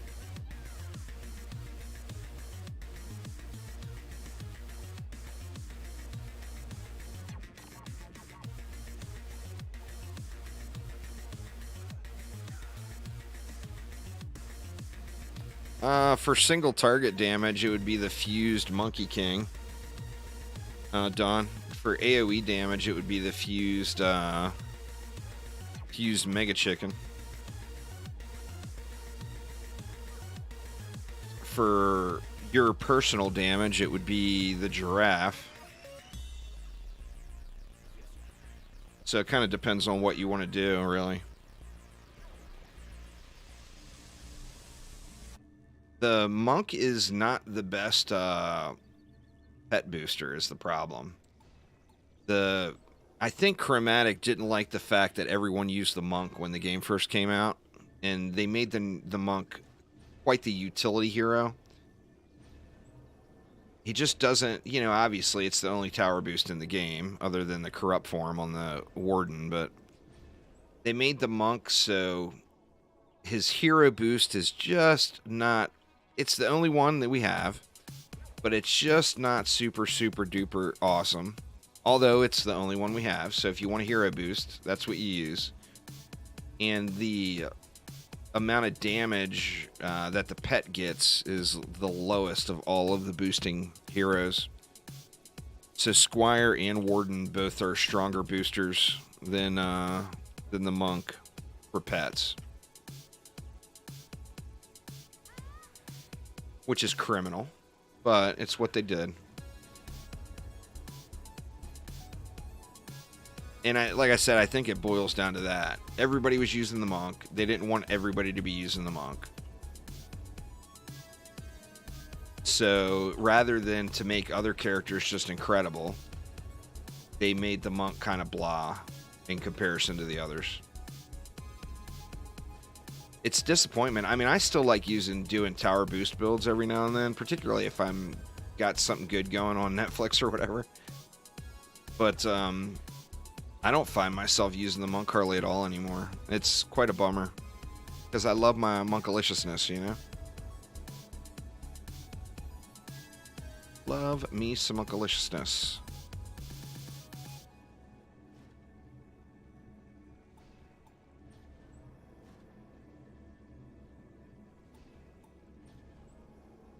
We'll do that. Who are we going to play active on this time? Let's rogue it out this time. Get all roguey.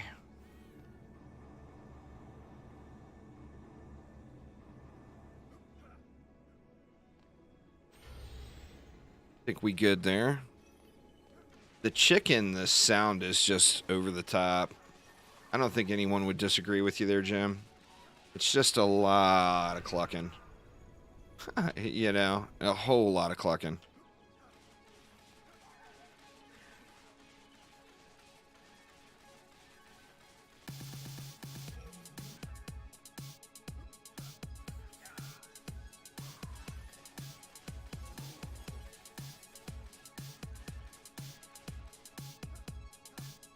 You have to turn the effects. Like, I turn the effects on mine way, way down. 0.05 is where I usually keep my effects volume. Oop, I missed her. Get back here. Oh, too late. She gone. She out.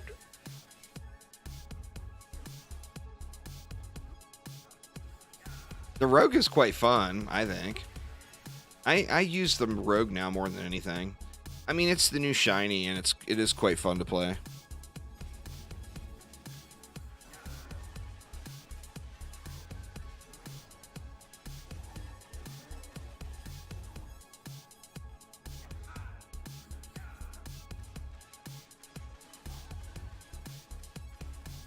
And the rogue, of course, you'd never want to use a DPS pet because you would lose. Your overall damage output would go down if you used a DPS pet. DPS pets are only worth using if you're buffing the pet, basically. In every other situation, a different pet would win. Like on the rogue, the prop cat just wins, period. You know? You're not going to get any greater amount of damage out of it. Out of another pet than what you get from the prop cat.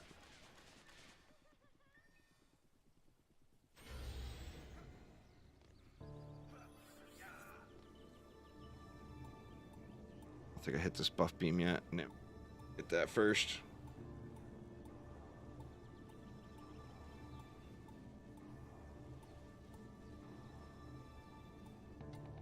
I need to get my rogue's accessories dialed in.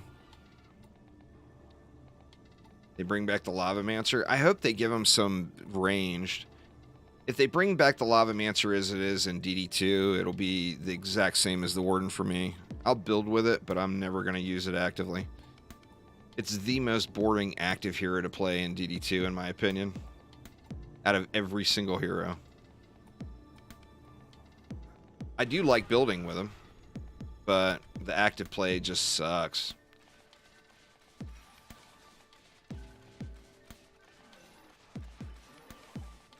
Punchy man. That's all he's good for. Running around and punching things.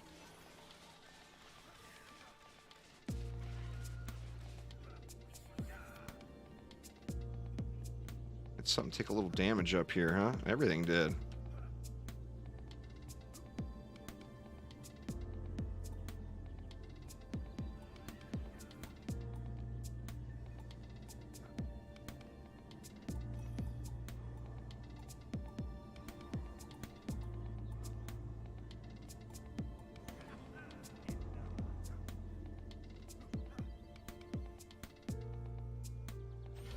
That, and I'm hoping, I think the Lavamancer might have decent chances. I mean, I don't know. We know that every update there's going to be a returning hero.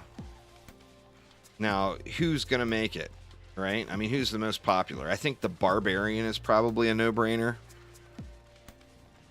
That's a melee hero. Well, we just got the Warden. That's a melee hero. The Summoner, they said, isn't coming. They said if the Summoner comes, it will be dead last. I think the Gun Witch probably has good chances. That's a ranged hero.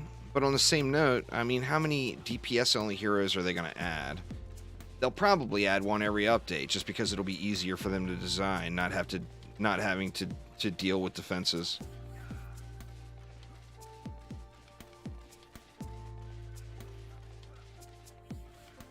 The Summoner is the same thing. It's the same reason the Summoner never came to DD2 in Summoner form. And that's the Summoner was broken. I think that I think the Barb has pretty good chances, Dale, to be honest.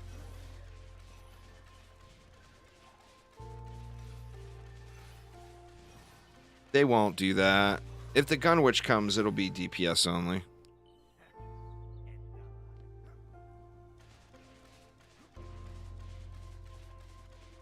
Use whatever towers are... PDT and Earth Shatter would be the meta. But, I mean, grinding AP and DD2, they've made completely trivial now with the unlocks. So use whatever you want. The Abyss Lord was pretty cool if you never played DD1. If you played DD1, the Abyss Lord was a complete disappointment. Now, they did, when they launched the Abyss Lord was ridiculously OP with the archers.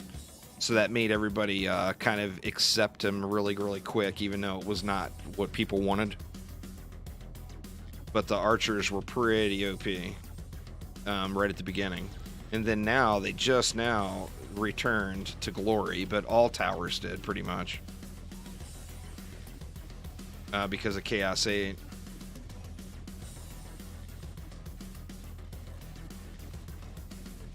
I mean, I don't know. I got mixed emotions. I want to see returning heroes, but at the same note, Jesus Christ, I'm so sick of playing the same goddamn maps and the same goddamn heroes in every Dungeon Defenders game. I mean, at some point, give us some new shit, you know? That's... I mean, heroes, I guess, not so much as the maps, but the maps are triggering. You know? If the next Dungeon Defenders game, if there is, what, Magus Quarters in that game, I'm going to throw a fit. It's like, Jesus, design a new goddamn map. Quit doing the same shit over and over and over and over in every goddamn game you put out. Heroes I can live with, I guess. But, Jesus, the maps is just too much.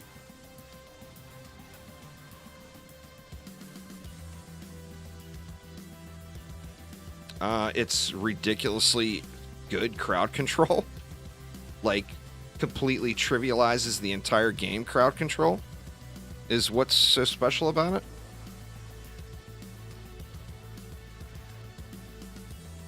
The entire game became completely trivialized by Petrify. It's ridiculously powerful. It's the best crowd control in the entire game.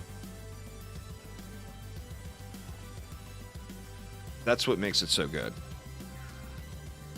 Plus, the Earth Shatter hits like a truck, and it becomes AoE by a shard. I mean, everything was completely trivialized in DD2, though. So, I mean, just do what you want and have fun. That's the main thing. It's a free-to-play fun grinder. If you're still having fun, you're doing it right. So that's what you should focus on. Damage and rates. Shame it's on a minor piece, but that's definitely a keeper.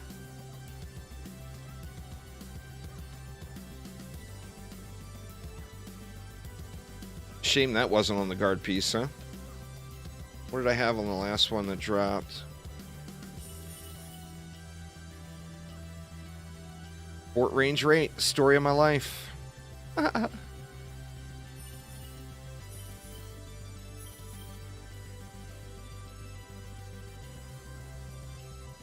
No, DD2 does not have endless mode.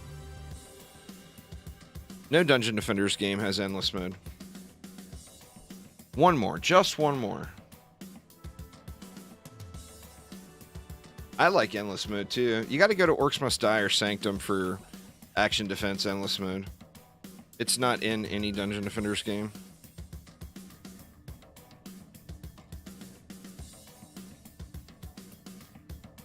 It used to be in DD2.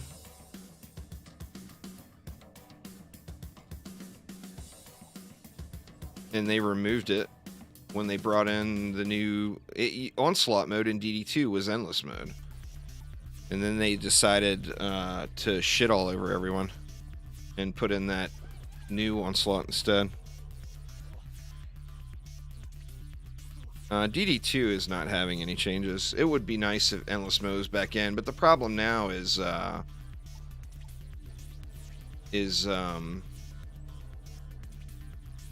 you know, the direction of the game's gone. It's just not really... Endless mode would not run. There is zero chance they could get endless mode to run on a Nintendo Switch. Just not possible. You know?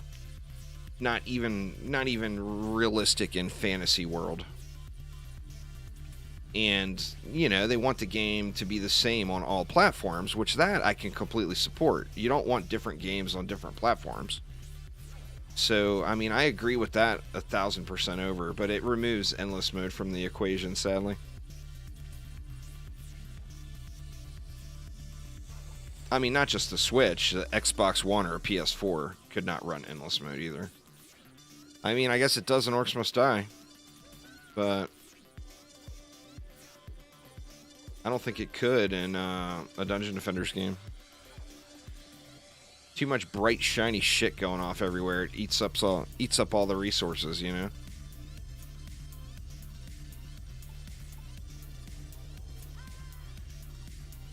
Bright, shiny shit for days.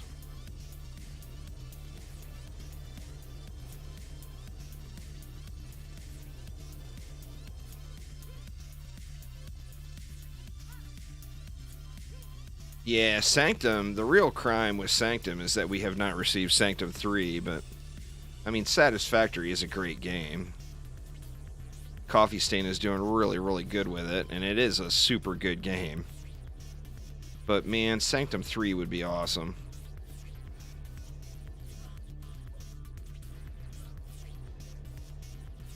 I'm going to start, they keep talking about eventually they want to put in dedicated server potential. I can get a dedicated server started for Satisfactory. I'm going to start one for the Discord channel, the Discord server. I won't open it up to YouTube. You'll have to be into the Discord because that's going to be asking to get trolled too. Like doing a public Minecraft server. You don't have massive moderation involved. You're just asking for trouble.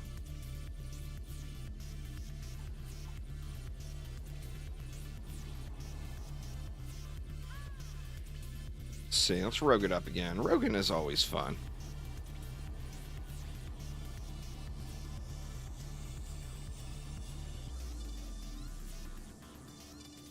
But yeah, Sanctum is really good. I've been talking about that for a while. I may end up doing another, I never did a Sanctum 2 playthrough on the channel. And it's an old-ass game now, but whatever you got. If you're doing Ancient Power resets, most people would re-roll their stuff at campaign level, because that's the cheapest. But, I mean, if you've got all pristine tokens, don't spend gold to drop them down. Not worth. It's guaranteed at 286 rerolls. It's where DD2 is grind the number on the screen. If you don't have 286 reroll tokens, don't even bother. I mean, you'll get lucky every now and then and get one prior to that, but 19 times out of 20. Oops, upgraded the wrong thing, not looking.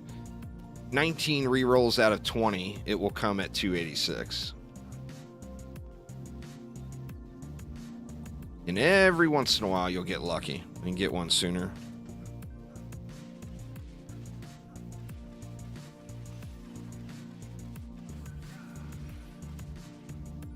Sanctum 2, I'd probably want to play through it with somebody. I don't know anybody that has it that would want to replay through it, back through it. I don't know, though. Maybe not. It might be more fun by myself. At this point, it's older, you know. It's an older game.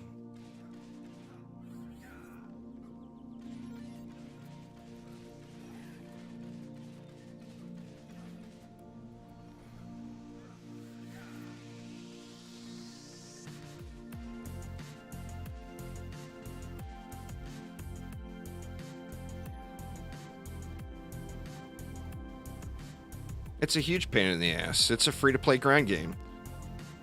Or you got to recognize what you're playing. You're playing a game that was made by a finance company. So you don't want to do 286 rerolls?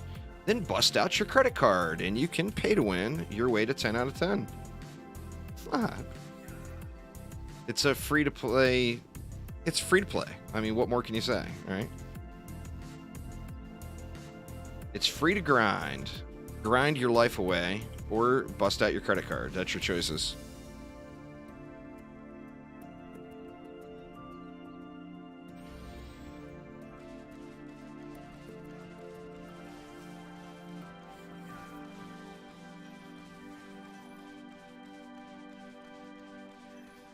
Raid Shadow Legends has the most aggressive marketing campaign ever. It's like an open requirement. I mean, I've never taken a sponsorship from them just because I think you guys would all laugh at me. But, I mean, realize the struggle is real as far as trying to make money while being a content creator.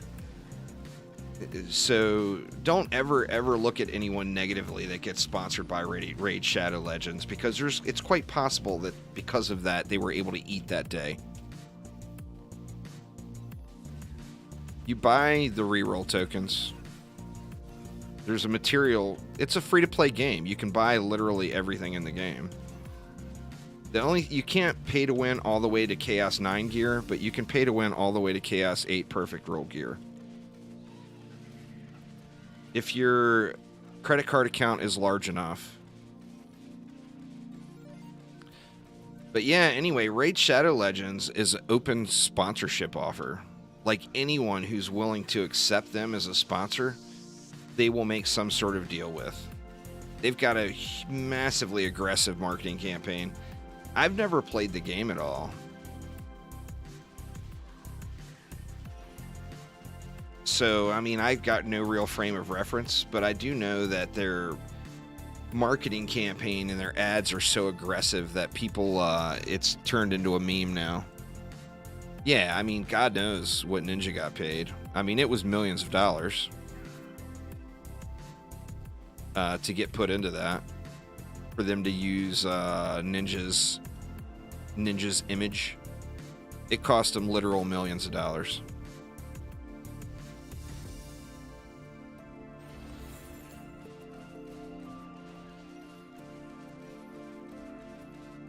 But they must be making really good money, because they spend it. You know, people aren't spending 100% of the money they make on marketing. And Raid Shadow Legends spends a shitload of money on marketing. I mean, I see one of their ads every single day. A day doesn't go by that I don't see a Raid Shadow Legends ad. You know?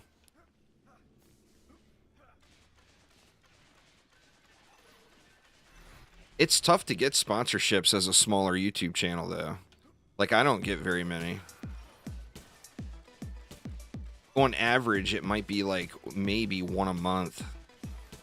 This month I've gotten a couple, which is quite rare. You gotta, you know, people don't understand 50,000 subscribers is not big on YouTube. That is very, very small from a marketing perspective. But most marketing departments won't even look at you prior to 50,000 subscribers, you know, so it's just, especially if you're a big fan of indie games, you've got to, like, the best way to be a content creator that's a big fan of indie games is to be very, very entertaining. The power stat, Phil, we'll raise that up. Power stat is what you want to be your main stat on your EV. It's $80 for an item in their shop. Holy crap. That seems aggressive. Woof.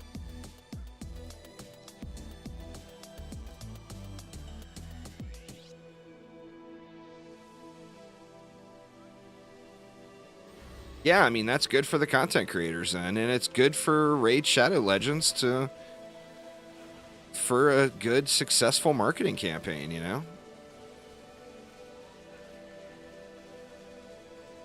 The last sponsorship, I'm not going to call anybody out. I'm sure as hell not going to do that, but one of the recent sponsorships, recent meaning in the last 2 years that I've had,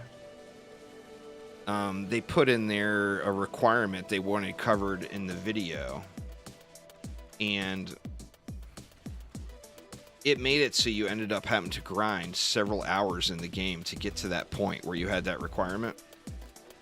And I didn't think the game was bad, so I mean, I enjoyed playing it, so it wasn't that big of a deal for me. But if it was a game that I didn't necessarily super enjoy playing, and you're getting sponsored for it, and you got to grind for hours to get to a point where you can even make the sponsorship video, that's a quite common thing, you know?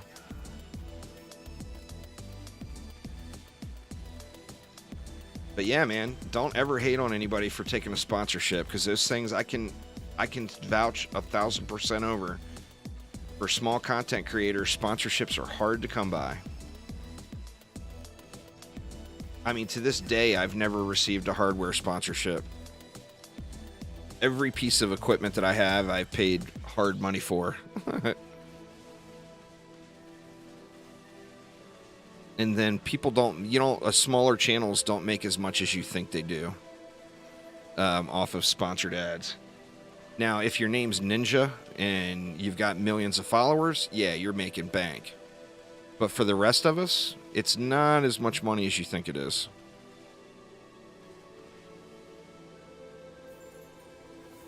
All right, be shiny. You are not at all shiny. What about the Wave 25 one? That's not shiny either. God dang it, man. What is up with the loot today? I guess it's normal. That's what's up with the loot today. It's the normal thing. Bad luck. Ew. All right. Well, let me head on out. I'll make another group. And then we'll head in and do some ancient mines. So if you want to join me, get ready. Get ready. Because the group might fill up pretty quick. Dark Phoenix. Wyatt, what's up, what's up? How you all doing today? Happy Saturday.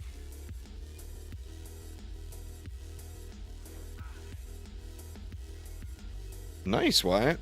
I'm going to be playing on Switch next Tuesday when that update hits. I'm kind of looking forward to it. It'll be a nice change of pace. I mean, I was about to do another one. There, Thimic, but I just don't want to do the same maps too many times in a row on stream. I do enough of that off stream. Let's see. Let's bring somebody else into the deck, too. Ancient Mines, you can really play around with just whatever you want to do. Bring some beams in. Do I have my beamer all set up? Let's see. Looking like so. Not very good accessories, but I'll live. I might want to do a little something there. I do have 26% defense damage, which is pretty nice. Let's see. What set is that? That's Militia. Probably don't have any better pieces laying around now. Power in range. Power. No. Chest, range, and rate. I got some decent gear on my beams, huh? Not too shabby. The accessories, I think, could use some love. I'm not going to play her actively.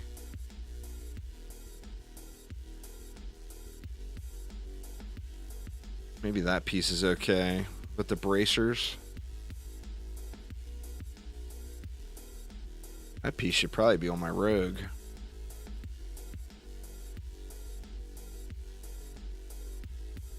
This would be a little bit of a... actually, it wouldn't because of the fort and power rolls that I've got on it.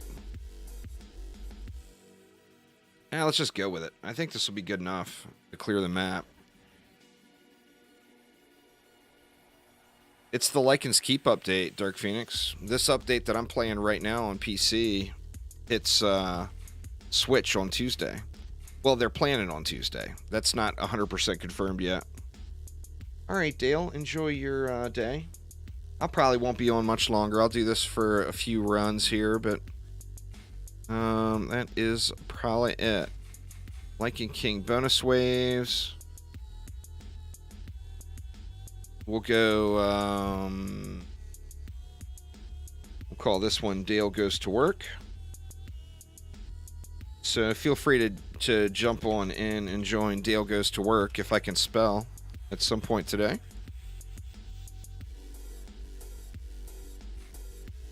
Well, it'll definitely be here next week. The question isn't whether or not it'll be here next week. It'll 100% be here next week. The question is, will it be Tuesday? Which, that's what they're shooting for. So there's a solid chance that it will be Tuesday.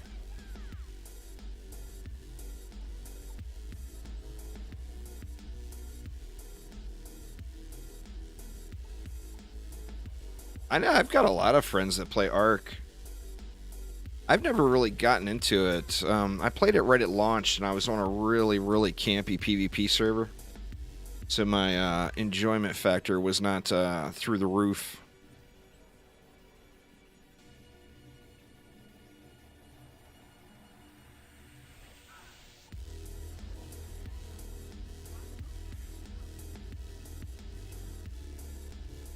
Any of these we want to go? Something like that.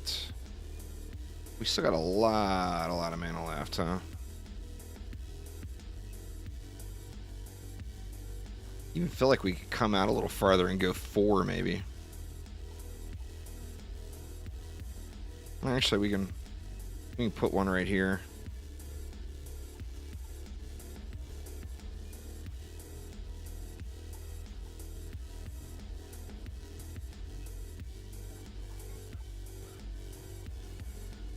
And we'll go 2 this way.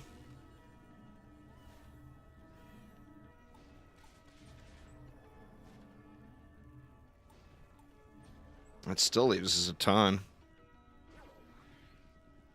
Your Warden is pretty dexed, and your Monkey Squire is pretty nice. You're having trouble thinking of what to grind up next? Well, I mean, it's about... Once you get a basic set of everything you want, then it's about min-maxing. But defenses over everything. So, I mean, I would fine-tune defenses long before I worry about fine-tuning a hero. Personally. But, I mean, I play the game for the tower defense element. You know, that's my big love of the game. If I was in for the action, I would be playing Warframe right now, or Destiny, and probably not this. Oops. This doesn't matter. We got so much mana left over, or so much DU left over. It's an action defense game, I realize, and a lot of people play it for the action. But it is just not while I play it, you know?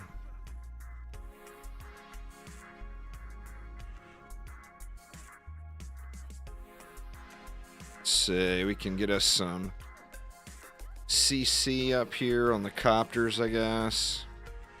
Which I don't think we'll need. That's 9 left. Good lord, man.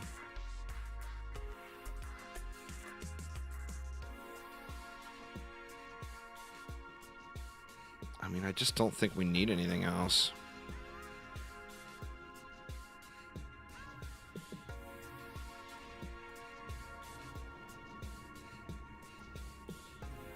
Deal with the spiders a little, with some of that maybe. And who are we going to play on this one? Do we want to rogue it out? Actually, I think I'll Warden on this one and go for the Pierce. The Pierce is quite powerful.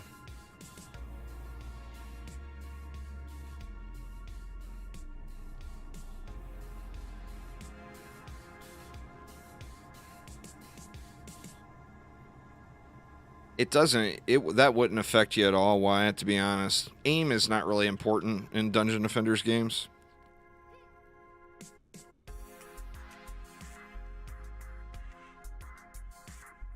I've got all of the masks. D-Force are just random drops. You'll get them all just by playing.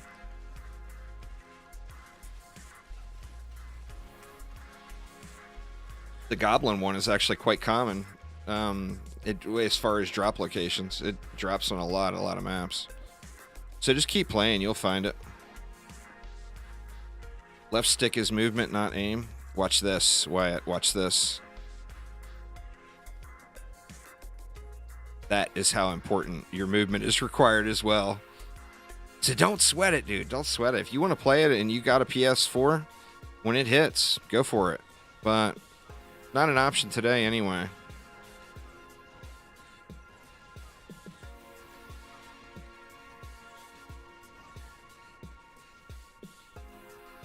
Laser beams are destroying. Uh-oh, I got a Jin getting uppity on my shit up here. So, let's deal with that guy.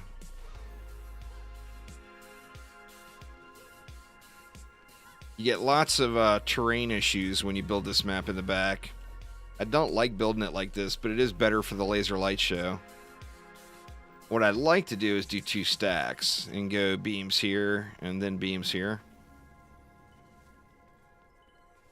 What's going on there, Marvel? How you doing?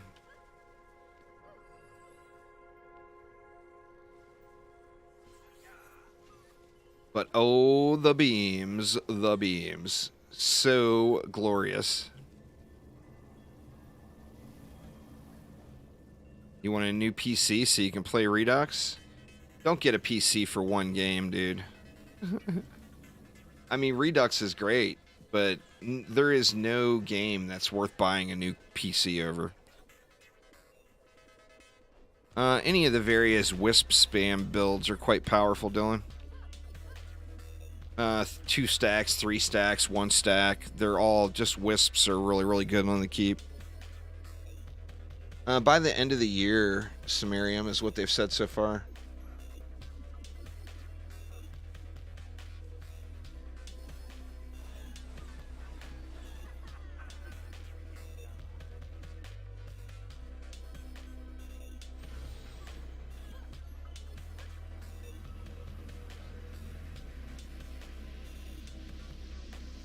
I would switch to Fusion as soon as you get some base sets, Germ. Like Themic said, I mean, the Rifted mode is the end game grind. It's the targeted farming. It's where you're going to spend all of your time at end game. So the quicker you get there, the quicker you can start that grind, you know?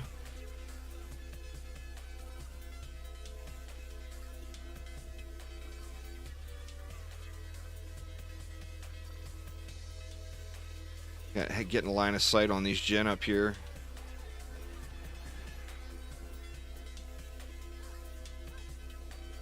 Guess I can just chill up here instead of back there. I don't want to keep losing stuff. The gen will cover it.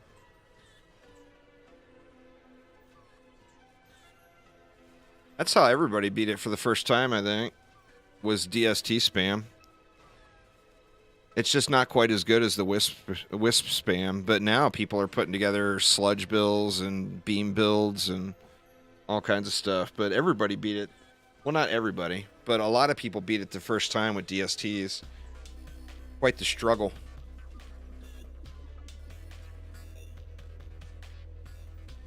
Well, I mean, now everybody's decked, you know, so the sky's the limit. You can beat it with whatever you want. Traps and slice and dice. That was the build Aramir did the other night.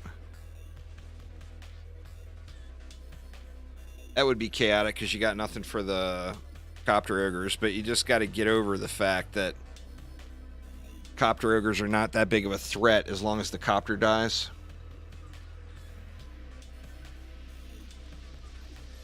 Nice, Marvel. Don't make that your first set, though. If that's your first fusion set, take that Prano set and put it on DSTs. You will thank me later.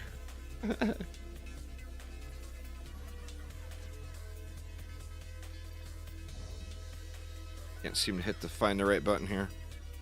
Get my gas trap back. There we go.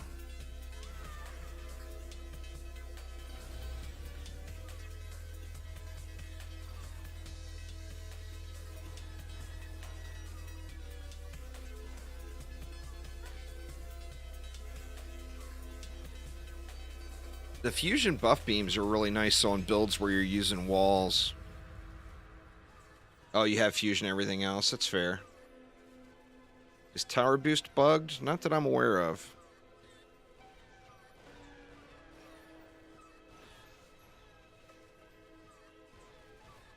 Well, I mean, that's a wall on the highest difficulty map in the game. I think if you don't expect that to happen, then your expectations may be a bit off there, Rusted Knight. Flame bursts are actually really good. I've had a tough time getting a good flame burst build on the keep without putting DSTs or wisps or beaming blossoms or something else in. I tried just like flame burst spam everywhere with Rs, and I wasn't able to get through it. But they are really good in most other maps. Like, they'd completely annihilate this Lichen King bonus waves.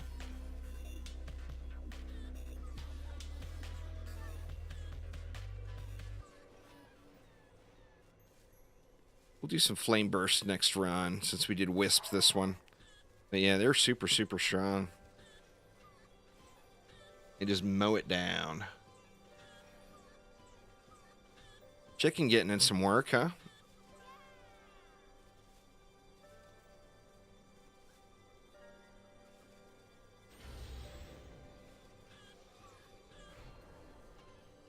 Well, it just comes down to everything being hit so hard. I mean, they're not useless, but they're definitely not needed like they were in other eras of Dungeon Defenders, you know? Come on and get that damn gen before my trap is gone. Jeez. The hell, chicken?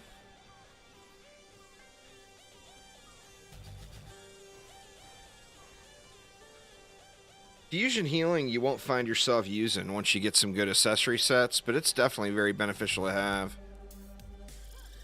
Particularly before you get all fully set up. Once you get accessory setups on your heroes, you'll have a really hard time dying.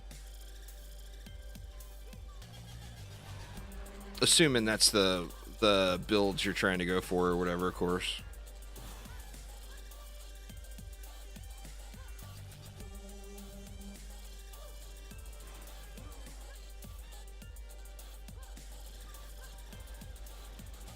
They're not, though. You put a DU physical wall on the short lane on the keep, and you will lose way, way less from that short lane ogre coming.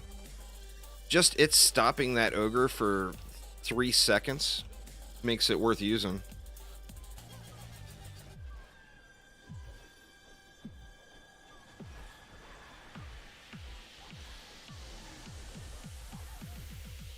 You can't seem to get HP regen on accessories? Yeah. Anytime, I mean, RNG hates us all. That's definitely no big mystery. Anytime you get it in your head that you want one specific item, it like becomes the most elusive thing in the entire game. You know. I mean, my rogue accessories are all crap. And it's because I'm want a full HP regen.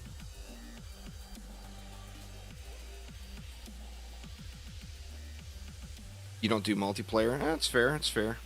Let's see what we got. I forgot to look. What did we get? What did we get? What's in the box? Sorry, y'all. Made y'all stare at all this shit while you're trying to loot. Let's see. We got some poo tier stuff, huh? I got a crappy rock. Where is my fusion stuff? There it is. What did we get last wave for the gloves? Got shit both times. Boo. Boo, boo, boo. Let's do it one more time. Probably gonna have to call it a day after that. As I mentioned earlier, it's my mother-in-law's 80th birthday. So gotta do some, If you're on PC, just hit your enter, open your chat log, and it will show you what destroyed the core. So it'll give you a pretty good idea of what happened there. Let's see, do I still have flame burst set up? Looks like I do for the most part. Oh yeah, they're good enough.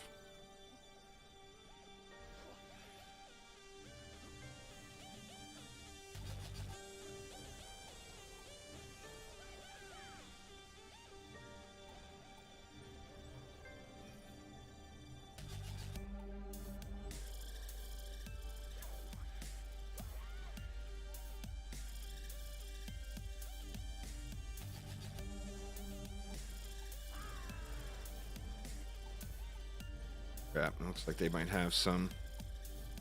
I hear my wife out there talking about something.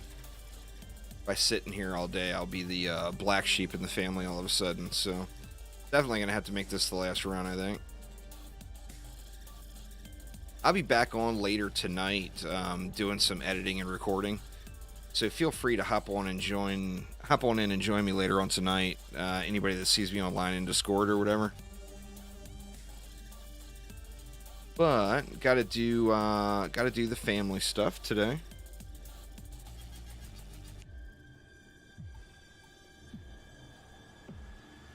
You know, 80th birthday is kind of a big deal. We got lots of DU left again.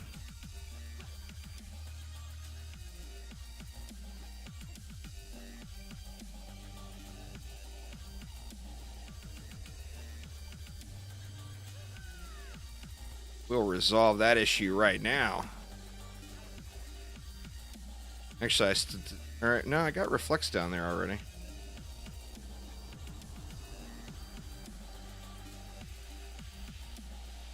We got 3 more. What do we want to do with 3? Here, we'll do this. We'll completely overkill it up here with front side camping.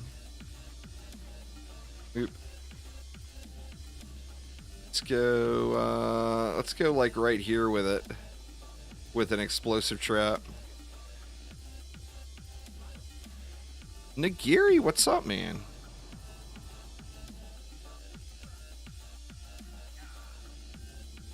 Shoot, did I not upgrade my buff beam?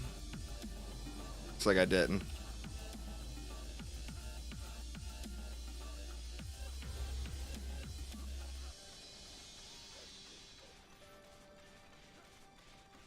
That's pretty low, Marvel. I mean, you can't get it on campaign, no problem with that.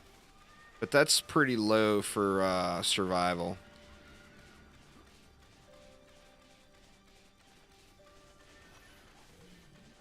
Need to get some upgrades into this flame bursts. Back at the DDA grind. Are you playing on Switch, Nagiri? That the Lichen's Keep hits Tuesday on Switch.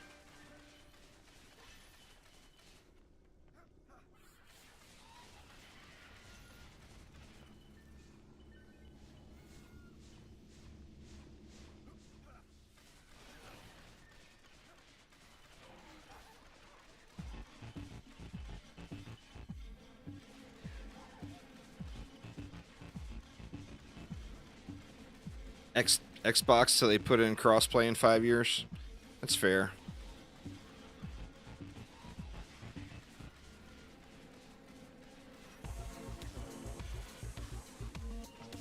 Well, I mean, give it a shot, Marvel. I'm just saying that's pretty low for trying to do the keep. I would think you have higher quality gear than that just from doing the other maps. Oh, I know exactly what you mean. I didn't even look twice at it. I assumed I read what you meant. I didn't even process that is what you didn't mean.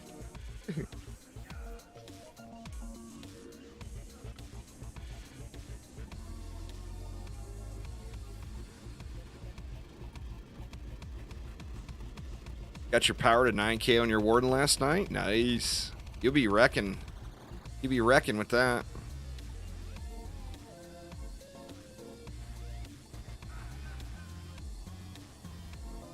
Just run the keep. You'll just run into the stuff if you just keep running the keep. I mean, of course, that gets quite boring, but it's always nice to mix it up. But you can just run the keep over and over and over and over again. Once you get it on farmed, and you'll end up getting everything you need for everybody. Just got to wait out the RNG.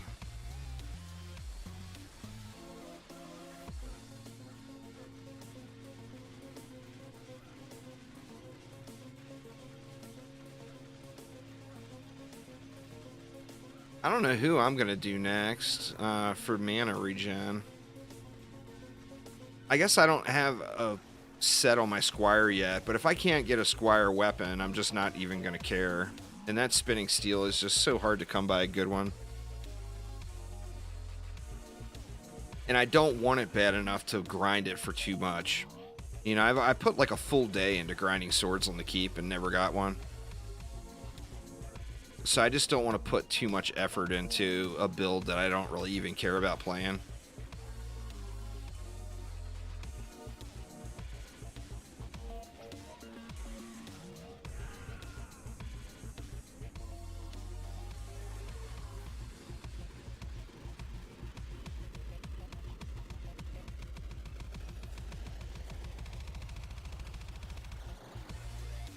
The auras do help out quite a bit. A decent aura set there, no doubt, Nagiri. Or try out LTs. I mean, people with bad auras are using our LTs pretty successfully. LTs hit harder. They just don't hit as many targets, you know? You'll get more damage dealt out of auras, but you'll get more single target damage out of LTs. So it's kind of a playstyle choice there.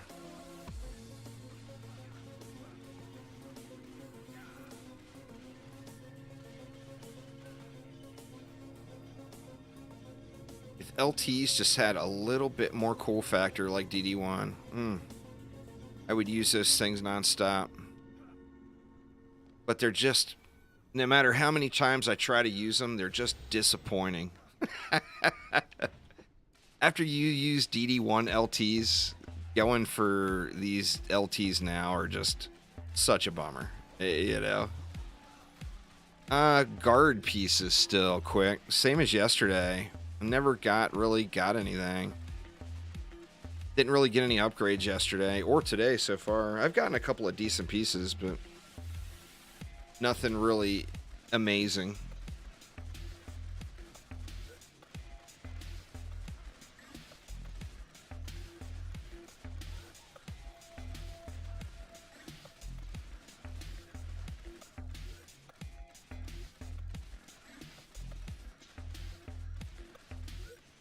Die, baddies, die.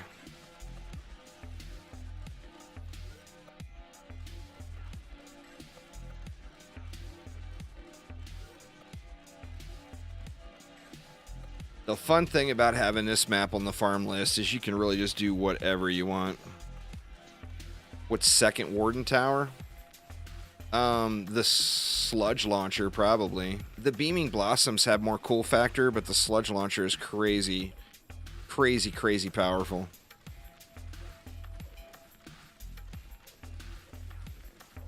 The old Slimer. Just so good.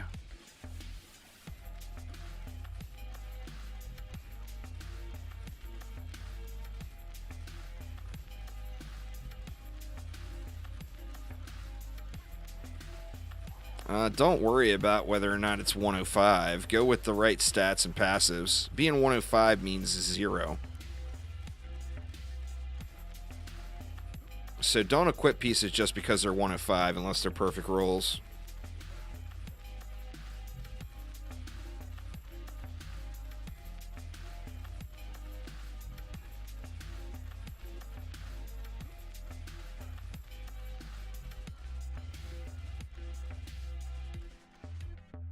Where they at? Oh, they little goboos.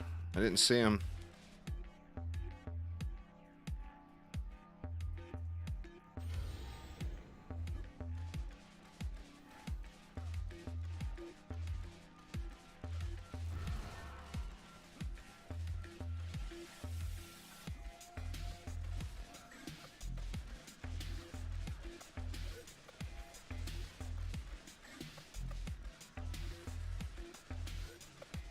Damn Jins trying to vacuum cleaner up all my business.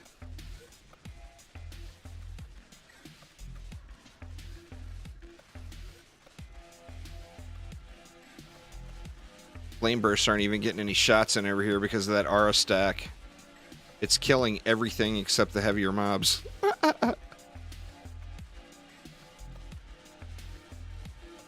Most boring flame burst build ever. Like almost no shots fired.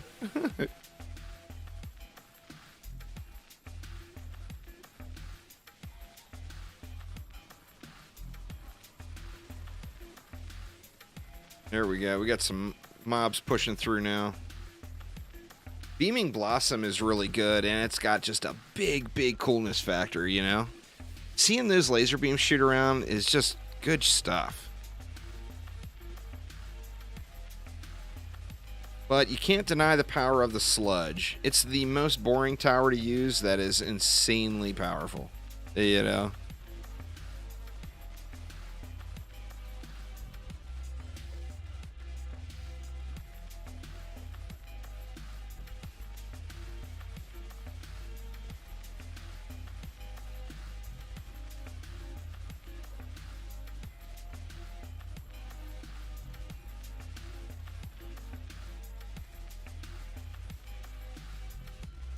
This is a slow runner towards the end.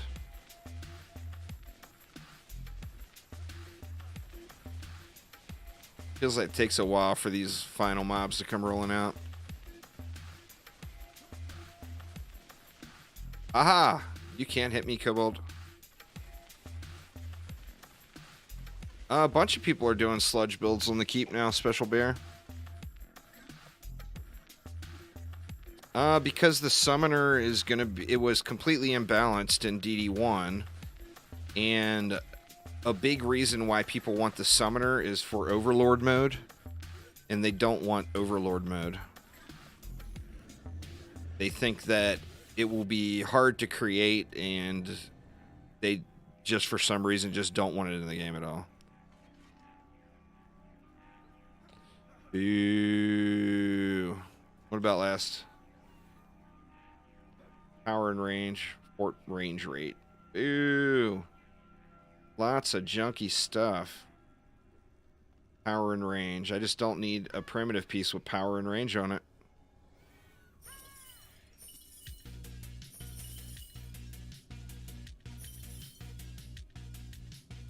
No good. Anyway, y'all, that is gonna get it for me for today. Gotta go get the festivities running here, but I will be back live tomorrow. Thank you all so much for hanging out. Do appreciate it a ton. Still waiting on local co-op so you can have 3 alts with buff pets sitting on a tower stack like in DD1. I think that is the big thing they're trying to avoid, distraction. So hopefully, I mean, for me, it's more about the loot, you know? I mean, it's the chances of getting perfect pieces are so insane. Having that 1 extra or 2 extra or 3 extra players in the group to loot that piece multiple times is a big deal, you know? It makes the grind so much friendlier. But anyway, thanks a ton, y'all. Hopefully everyone's having a great weekend. And I will see you all tomorrow. Take it easy.